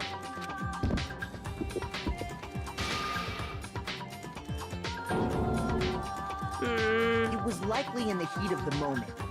The body was arranged, but the murder itself felt unplanned. Oh, damn it. No, I didn't lay out my reasoning right. I need to rearrange the events of the case. What, really? God damn it. Okay, fine. Didn't know you'd have to start all over just to do that. Okay. The killer took something from the other locker room and switched it at the scene of the crime. Guess that. Now I gotta double check and make sure the others are right as well. Here's the problem. Exactly what okay, happened. do I start back there or okay? Which is why the killer hurried to try and hide the act. First, pulling up the bloodstained carpet. Then, removing the bloody poster. and finally carrying the corpse into the girls' locker room. A girl's handbook was necessary to get into the locker room, of course, but this alone doesn't prove that the killer was necessarily a girl. Oh, please tell me that's right. After all, Sayaka and Junko's handbooks had been placed in the main hall. Using one of those, a boy could get into the girls' locker room without much problem. Okay, good. And that's exactly how the killer did it. With the carpet and the poster they brought with them, they got to work. They changed the layout of the boys' and girls' locker room in what you might call a crime scene switch. That could have been the end of things, but no. Byakuya had to go and be a douche. Byakuya discovered the body and decided to intervene in the situation, making things even more complicated. So, after stumbling on the crime scene, he went and grabbed the extension cord from the library. And then he got to work. I just realized there might have been another panel I fucked up on. Oh god. He Not used that the cord one. to string up Chihiro's lifeless body.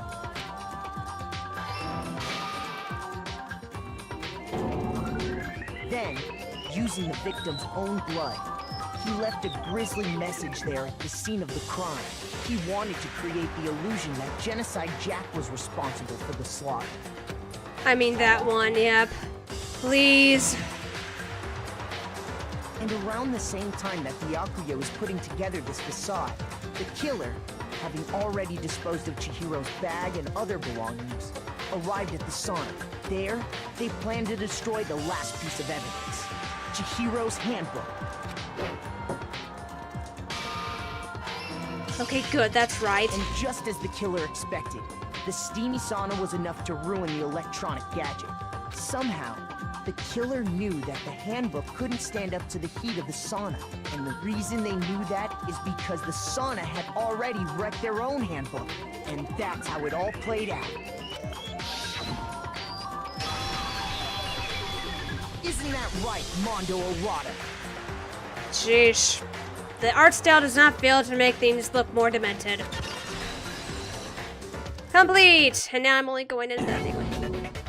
I'm only going into the next part with 2 hearts. I don't like this. Wait. No.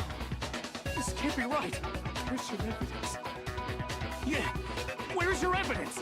You need evidence. You need proof. Kiyotaka, there is proof. Without any proof, you can't pin any of this on him. Evidence that Mondo is the killer. That already revealed itself earlier in the trial. If I can somehow show where Mondo's handbook is right now, once I do that, everything will become clear. Oh no. Let's talk a little bit about Fever Time and Nega Time. During a bullet time battle, if you press the space key, Fever Time will activate and the tempo will be forced to its max. At this point, even if you push the buttons at random, you won't miss. So you can push left, right, however you want to and destroy the opponent's verbal assault. But this only lasts until your focus gauge runs out, so make the best possible use of your time. Of course, it wouldn't be fair if only you got access to special time, right? So we've also prepared something called Nega Time that your opponent can use. If the opponent activates Nega Time during the bullet time battle, your tempo marker will disappear, making it quite a bit tougher to hit the buttons in rhythm. If you were to activate Fever Time at this point, no, never mind, I'm sure nothing would happen. I don't know what I was worried about. Unsurprisingly, if your action difficulty is set to gentle, the opponent won't use Nega Time. Well then, good luck and have fun. Oh great!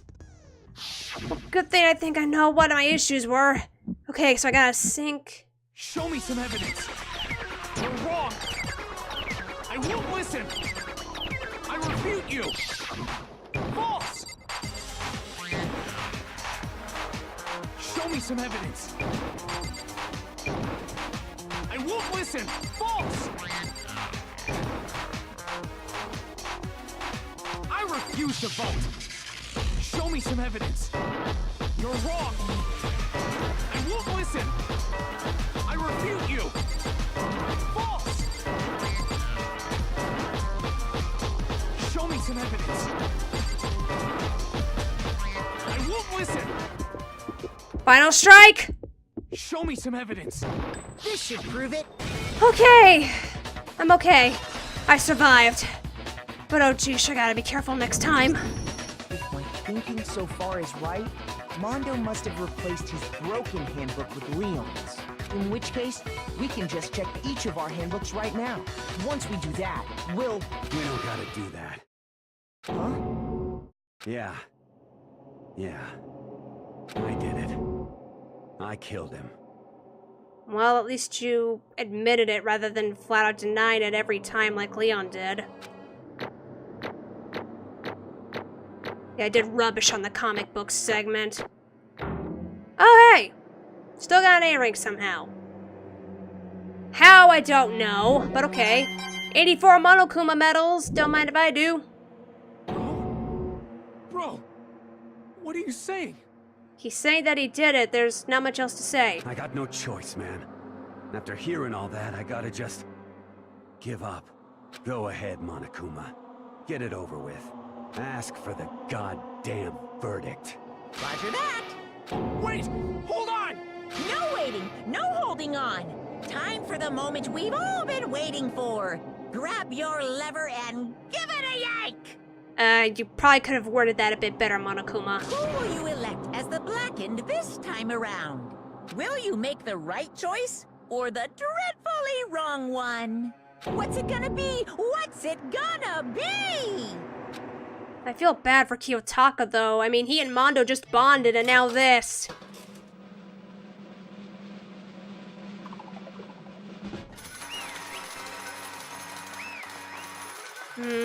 This feels hollow.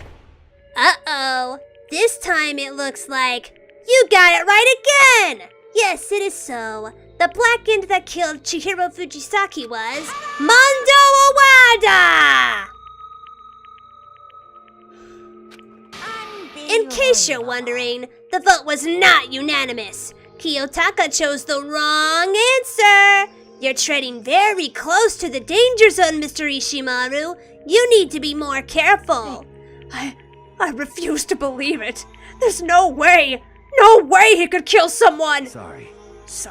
But why are you apologizing? Why?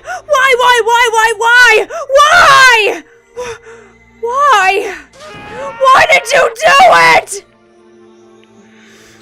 Now then. Well, it looks like Mondo's taken a vow of silence, so allow me to explain on his behalf. Actually, the story of the murder this time is the sad story of two men.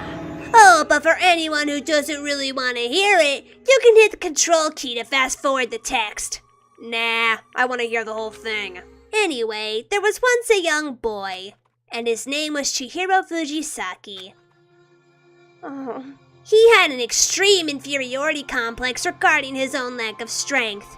You're so weak even though you're a boy. He heard things like that as long as he could remember, and he couldn't overcome his weakness. On the contrary, he tried to hide and buried himself further and further into that weakness, to take on the fragile form of a petite young girl. He had chosen that as his way out. Now nobody will be able to say anything about even though you're a boy. But no matter how tightly he wrapped himself up in that shell, the inferiority complex had already taken root deep inside of him and was not so easily weeded out. As it turned out, the shell was completely empty. The complex didn't disappear. Instead, it only grew stronger and stronger. I'm weak. Weak. Chihiro, no, don't say that. You're not weak. Once the killing game had begun here at the school, he had no choice but to accept this fact. After all, this world is survival of the fittest. If you're not strong, you don't survive. And then the lovely and hateful Monokuma announced the revealing of the embarrassing secrets, which of course included Chihiro's embarrassing secret, which I was more than willing to divulge. Even though he dresses like a girl, Chihiro is actually a boy. Hey, And that was something Chihiro couldn't let anyone find out, no matter the cost. If that was revealed, it would be the end. The hardened shell would crack, the armor would fall away. Without a doubt, those around him would torture him more than ever. Everyone figured being thrust into such a dilemma must have sent him spiraling into despair. And yet... I'm sorry. I'm sorry. I don't really want to talk about it right now. But I also don't want to leave things the way they are. So maybe I can talk about it later. After I try my best to become strong. Then I can tell everyone. Annoyingly, he used the threat of discovery to motivate himself to become stronger. that's right. Now's my chance. I want to change. I'm going to get stronger and accept who I am. Strong enough so that when someone says, even though you're a boy, I'll be okay. I'll get better. With that thought at the front of his mind, he resolved to take immediate action. And so... that day, he made the commitment to begin exercising. He was prepared to retrain his mind and body. But sadly, that would be the first and only chance he would get at it. When he decided to start exercising, he thought it'd be good to ask for someone's help. But he wanted to tell that person his secret first, and then ask them to help him from there. And the person he went to... Yeah, that's right. It was me. Yup, it sure was! The biker gang fella had been painfully clear about how important his manly promises were, so Chihiro probably figured that even if he confided in Mondo, his honor would make him keep the secret. Plus, Mr. Macho Mondo was the very symbol of a strong man that Chihiro had always aspired to. Maybe talking to Mondo about it will give me some courage. So he went and asked Mondo to help him become strong. That was his aspiration, and he thought that only with Mondo's support would he ever be able to come close to that. Correct. So then, that must be why Mondo did what he did, to keep the promise he'd made to Chihiro. Huh? Did what he did? You mean, that's why Mondo carried Chihiro from the boys' locker room into the girls' locker room? Indeed. Yes, that's exactly what I mean. Wasn't that to cover up what he'd done? Certainly. That could have been part of it, but I don't think that was the main reason. The real purpose was to keep the promise between men he'd made to Chihiro. But how does moving the body keep his secret? Because that way people wouldn't find out right away. Because if everyone knew he'd been killed in the boys' locker room, then everyone would have been arguing about how she got into the boys' locker room, right? Once that started up, at least a few of us would have immediately begun to suspect his identity.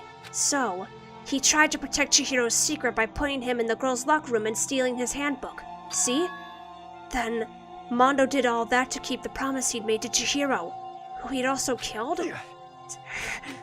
Why would he do that? The more I hear you talk, the more I don't understand! I mean, you guys trusted each other, right? So why? Why did you? Because, no matter what, I didn't want anyone to know. I knew it. So that's what triggered it after all. The possibility of having your embarrassing memories and secrets exposed. What is this? That's impossible! Nothing could have been that bad! Something he didn't want anyone to know, even if it meant killing someone? It's impossible! Don't make me repeat How many myself. times must I repeat myself? To judge others by your own standard is the height of folly. Even if you can't comprehend it, he obviously can. That's all there is to it. Well, while we're on the subject, why don't I tell you? That embarrassing memory, that secret he didn't want anyone to know. You know what Mondo did? He killed his own brother! Mondo, the ultimate biker gang leader, makes all the hoodlums and riffraff across the country tremble. But the only reason he had the chance to join a gang in the first place was because of a certain someone. Mondo's older brother's name was Daya Owada. Mondo had nothing but respect for him. It was because of Daya that Mondo ever got on a motorcycle. Mondo's brother was his only family growing up. He was the only one Mondo could trust or respect. He wanted to measure up to his big brother, so he imitated him in everything he did. Mondo was the epitome of the starry-eyed kid brother. Meanwhile, the charismatic older brother had put together a local motorcycle gang, and before anyone knew it, it had grown into the biggest biker gang in the country. Daya, the older brother, #1 in the gang, and his #2, his older brother Mondo. In the beginning, everything was peaches and gravy. But when Mondo started to think about how he would have to take over the gang from his brother someday, his brother's greatness, his reputation, began to gnaw on Mondo's very soul. The kid's gonna take over for Daya, huh? Daya created this gang with his bare hands. Mondo's just along for the ride. Can someone like that really be our leader? All that'll do is make the gang look bad. Almost every day, Mondo heard the gossip and whispers of the other members of the gang, which is why... I gotta get stronger. Stronger than Daya. Once. Just one time. No matter what, I gotta win. I don't care what it takes. I gotta come out on top! And on the night of his amazing brother's retirement ceremony, Mondo challenged him to a street race. But during the race, tragedy struck. The kid brother pushed ahead with reckless abandon, eager for victory, and dashed into oncoming traffic. But suddenly... Oh God. Daya sacrificed his life to save Mondo. Laying in his kid brother's arms, the older brother delivered his final words.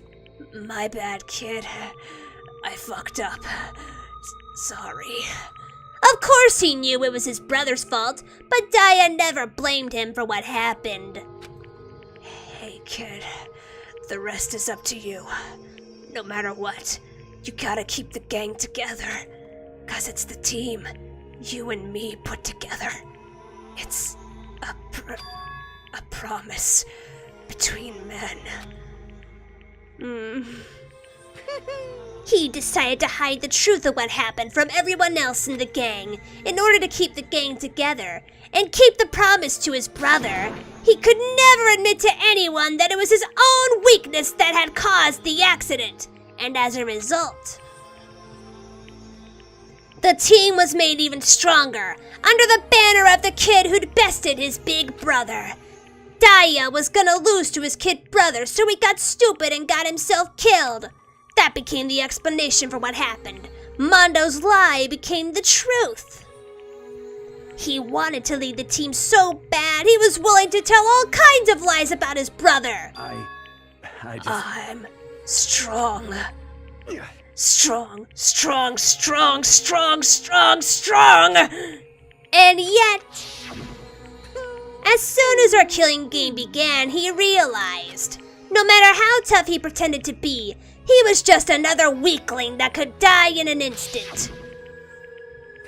And then the hateful Monokuma announced the revealing of the embarrassing secrets. At that point, it was clear I would have no problem shedding light on his secret.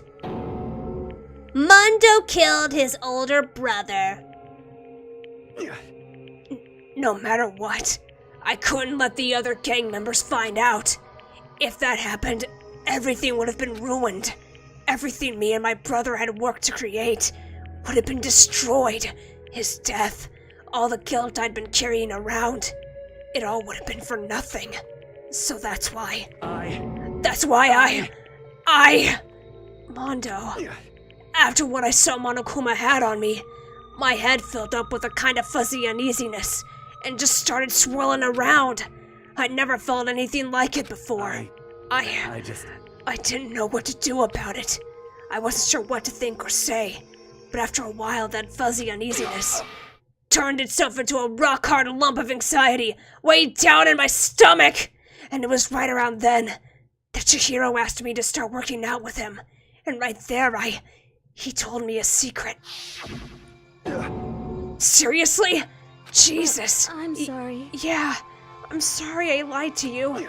But why? Why now? Why are you telling me this all of a sudden? Huh? 'Cause I mean, you've kept that secret all this time, right? If anyone found out, you would You're right, but I want to change. I want to change. I wrapped myself in lies. I'm weak. I want to destroy that version of me forever.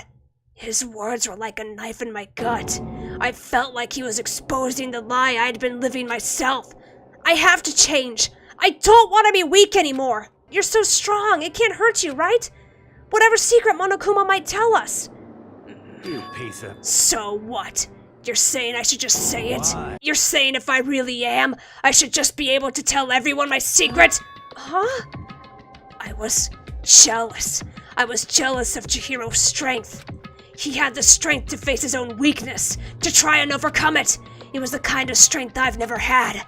So I was jealous of him, and that jealousy broke me. What? Are you making fun of me?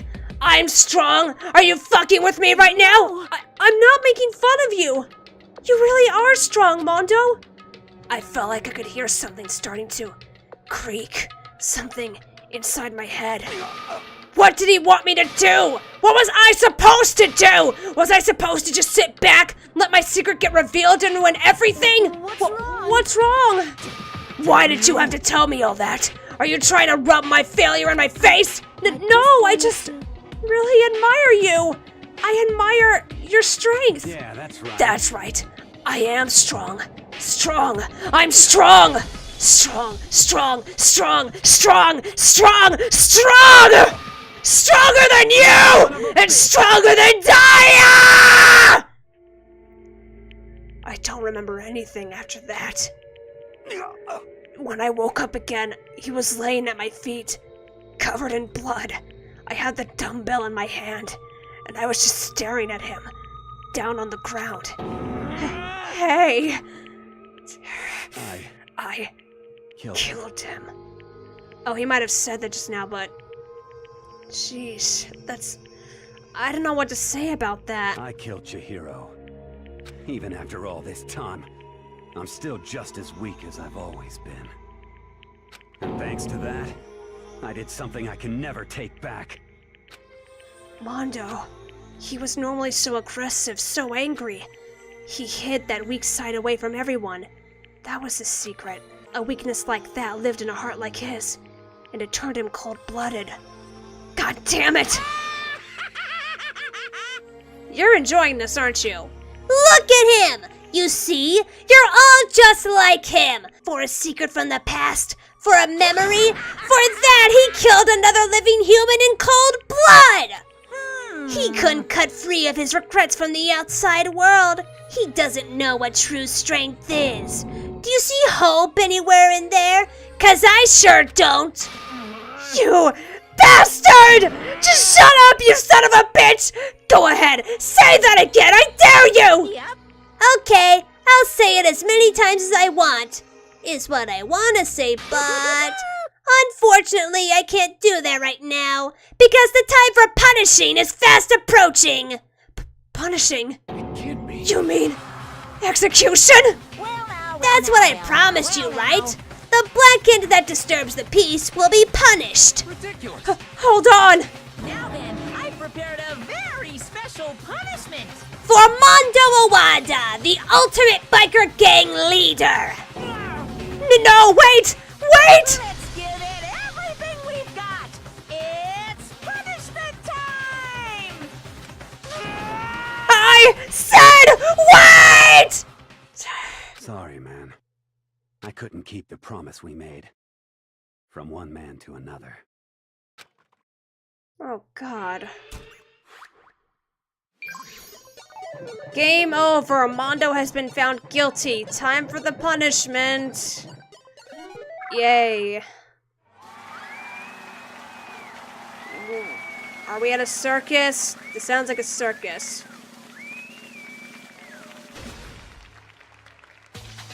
Oh, God. Is Monokuma wearing a corn cob on his head? Well, that might just be a wig, but from that angle, it looked like a corn cob.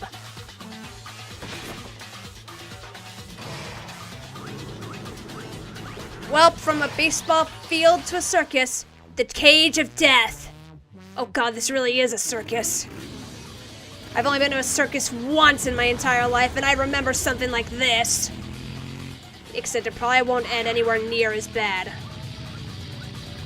As in, someone probably won't die. I mean, I'm sure accidents like that happen and things like this, but I can say at least that the one I went to, there wasn't anything bad that happened.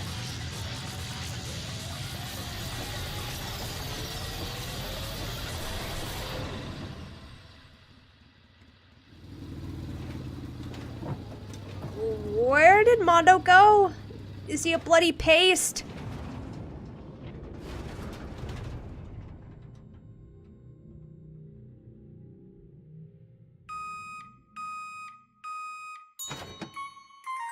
What?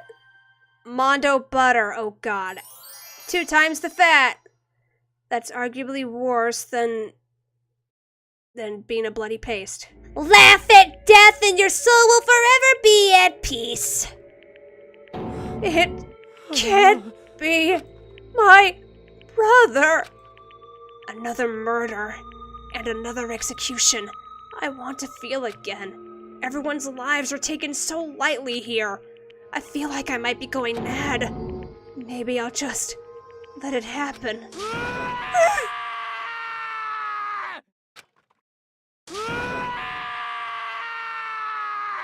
Oh god, Makoto, I think Kiyotaka beat you to it. As Taka's sad screams invaded our skulls, we were each forced to realize once again. But of course he had to. What a disappointment. Is this the end of the game? Where is your sense of empathy, man? God, I'm starting to think you might be a freaking sociopath. Byakuya? You're completely insane, you know that? A game? One of our friends is dead! Do you realize that? Of course I do. Because this game is life or death. Hey. I don't have anything to say to you. I don't have a response except that. However, I just don't understand why. Why did you go out of your way to disguise Mondo's crime? What? Why? Isn't it obvious? Because it made things more interesting. His voice was calm, emotionless, like the voice of death. It chilled me to the bone. Last night, when the murder took place, I was in the library as usual. So you ignored the nighttime rule too. That rule never mattered to me. I don't recall agreeing to it. There is nothing to be Well, done. I don't particularly care. Please, continue. The night grew late, and I decided to return to my room, which is when I stumbled upon him. I spotted Mondo coming out of the girls' locker room. After he'd gone, I looked inside and saw the corpse. What, you mean you actually witnessed the murder? He was such a fool. He didn't have the slightest idea that I'd seen him. So, you're saying you knew who the culprit was from the very beginning? That's right. Indeed. But if that had been the end of it, how boring would that have been? I mean, what a waste of time to have the answer revealed right at the beginning. Which is why I decided to lend a little helping hand. I thought it would liven things up. You did all that? To liven things up? I see. So after hearing about Genocide Jack from Toko, you decided to use that to create the fake murder scene? But damn, man. If we hadn't figured out who'd really done it, you would have been dead too, right? Well, obviously, I would have revealed the truth before it reached that point. Of course, Byakuya turned and looked me in the eye. I could feel his sharp eyes piercing into me. Thanks to a certain remarkable someone, it never did, and I was able to perform an interesting experiment. Once I do decide to become blackened, I now know who I'll have to watch out for. What? Correct. So that was your reason. Are you satisfied? Indeed. Yes. We're done listening to your story. Moving on. There's something I'd like to ask Monokuma. What's this? Oh, I'm up next. You like to perform these elaborate executions each time, correct? My question is, why? Boo, boo, boo, boo. Do you like them? But you know this punishment, this despair, it's not just for you. All this punishment, all this despair is my gift to mankind itself. What? You're over-exaggerating. I am not over-exaggerating. These punishments are meant to transform all hope to despair. What do you mean? Mean, mean, mean, mean, mean, mean, mean, mean, mean, mean, mean, mean. Good grief! I don't understand why you have to pick apart every little stupid thing. Whatever. It doesn't matter. In the end, I'm going to stand alone as the victor, and then everything will be revealed to me. Ah, the noble son of a noble family. Truly, you understand me? Noble would be a bit of a stretch! Ooh, poo poo. I think this is the start of a terrifying friendship. Shut up. I would never stoop to the level of a childish criminal like you. Let me just say this. After I have achieved complete victory, you're up next. I'm going to find you and kill you. Understand? In the name of the Togami family, for which victory is a foregone conclusion. You're getting all Ooh, riled so up. cool! It's like you're the main character of a video game or something. No trash mob for you. I swear, whatever it takes, I will kill you. Ooh, poo poo. Temper, temper. Sounds like someone needs a nap. Ooh, poo poo poo poo. Ooh, poo poo poo poo. Ah, jeez. Monokuma's laughter pealed across the courtroom, and the curtain closed on the case of Chihiro and Mondo. But I knew that wasn't the end. The killing game would still continue, because the mastermind wouldn't let it end. For those of us who were still alive, our worst fear and despair kept on multiplying. It was the kind of despair that felt like a blind puppy in hell had more of a future than us. All of our courage, our effort, our friendship, it felt like it amounted to nothing at all. It was the worst kind of despair. Oh, what? Well, anyway, like I was saying, this is a pretty good spot. Yeah, a really good spot. Anyway, isn't it amazing how that girl went and killed someone before things even had a chance to get boring? Once things really get moving, it'll be like a roller coaster. There won't be any stopping it. Fear and despair charge forward at a speed nothing can hope to match. Wait, you said a girl, so... You can't be talking about Sayaka, right? Sayaka never killed anybody. She attempted to kill someone, but she never actually killed someone. But I must admit, I'm disappointed. I went to all the pain and effort of making you part of the group, and you couldn't play your part. You do remember you were supposed to make the first move, right?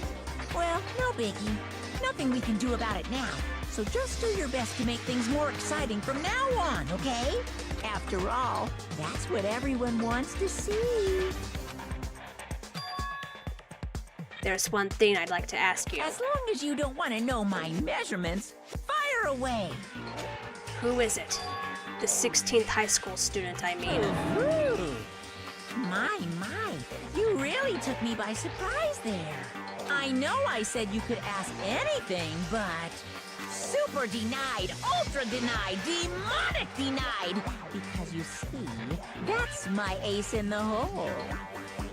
Okay, now I'm confused. He said that girl killed somebody, but Sayaka never killed anyone, so... Who's he talking about? And nobody be dumb enough to reveal that, right? No matter how close they were to their friends.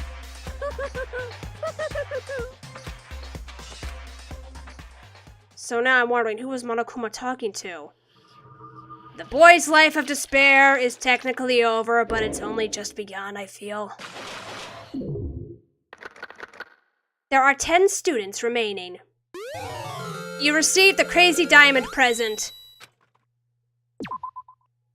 Okay, Oh, holy crap, it's daybreak! I'm pretty much out of time to record. Oh, that's Howie. I know I shouldn't cry, but Oh. I've had enough. I can't take it anymore. Getting out of here anytime soon, it's impossible. I can't let myself think about how much I want to get out of here. If I keep thinking like that, I might decide to. Oh, Howie, don't! Please don't! Donuts. I need to eat some donuts. That'll cheer me up. Glazed donuts, twisty donuts, jelly donuts, cream-filled donut holes, malasadas. Okay. Oh, God of donuts, I'm praying for a wonderful encounter. Oh. I'm sorry. Please forgive me for breaking the nighttime rule.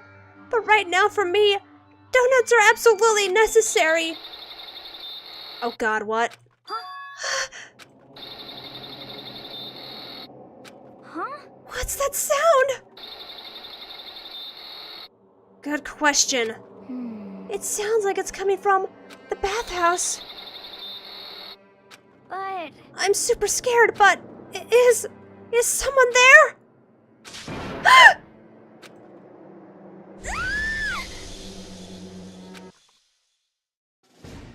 A next generation legend. Stand tall, Galactic Hero. Daily alive. What? Well, it looks like next chapter's gonna be a bit lighthearted. The morning after the conclusion of the second class trial. Everyone met up in the dining hall, just like always, and I expected it to start like any other day. That's what I expected, but today's count kinda sucks, huh? Toko and Byakuya still refuse to show up. And I haven't seen Miss Asahina anywhere. She said her stomach was hurting, so she's taking it easy in her room for today. Oh. That is rather unusual for her. Normally she is so full of energy. Which is exactly what makes me worry. So then, So it's just the 7 of us then? It looks that way. How about that? It's times like this where the committee chairman needs to get things going with a bang! I don't think Hyotaka's in the mood. Impossible. Or not. Taka hasn't said a word since everything that happened yesterday. One look at his face showed he hadn't slept a wink last night. It must be because of Mondo. The two of them became so close, and then he finds out Mondo killed Chihiro. And then having to watch Mondo get punished, and nothing he could do about it. I can't even imagine what it must have done to him. well, So, I mean, what's gonna happen now? We haven't found any way out, and we have no idea if help's ever gonna come. Ugh, now I'm all depressed just thinking about it. We simply have to make the best of things, do our best to get along and live here together in peace. Forget about the outside world and accept this new life. That is the only hope we have now. What? To live here forever? well, Here we have every convenience. We have food, clothes, our every need is seen to. Why are you dissatisfied? In fact, let me ask you this. What is it about the outside world that you long for? okay. Competition, discrimination, victimization, and violence. As society grows, so does its perversion. In which case, is our current situation not? Demon angel, pretty pudgy princess! Huh? Huh? Maggie, the drill shop owner, the bunny-eared Amazon, cat girl, dog boy, Robo Justice, the Galactic King, and what I mean is, there's no 2D here! There is nothing to The be done. mastermind puts such base desire to their advantage, bending you to their will. You know? Okay, well, anyway, since Taka's like catatonic, as the oldest one here, I'm officially stepping up to take the lead. So, we're all gonna work together and spend the rest of the day searching the school. Searching? I'm right. Well, I right? mean, since the class trial is over and all, Perhaps. there should be new places for us to investigate. Hmm. Yeah, that's the ticket. Maybe we'll find some kind of clue this time. Then once we're done eating, let's split up and begin looking around. Do you have any problem with that, Celeste? There may well be a discovery waiting for us which may further enrich our life here. No, the point is to look for clues. And just as we were starting to come together, she barged in and ruined the conversation. Is it Aoi? You called for me, Oh, so nope. I appeared. You called for me, and so I appear! Genocide! Ah! Nobody called for you! What the? How come it's Genocide Jill and not Toko? God, this place is just amazing! Finally, a place I can just be my murderous self! Which is why I've decided to stop holding back and spread my wings! No more hiding in a cave for me! Plus, I have another battle to fight! The whole killer with a split personality thing is so overdone! I gotta destroy that stereotype! I'll fight all day and all night to murder those totally slanderous cliches! But you are a killer with a split personality. If she weren't here, my chances of survival would go up at least 10%! Come on! You gotta back me up here! Even the biggest stars need the little people to hold them up! Well, whatever else we do today, first we should eat. We can't do anything on an empty stomach. You're right. Let's hurry up and eat so we can start our investigation. I'm sorry for recording so long, but it is daybreak right now as I speak, so I can't cut all this out to the next episode. I'm pretty much at the end of my recording session. So we were forced to eat breakfast with a murderer. And after our much needed but very annoying meal, we set to work looking around the school. Okay, please tell me I don't need to talk to anybody, right?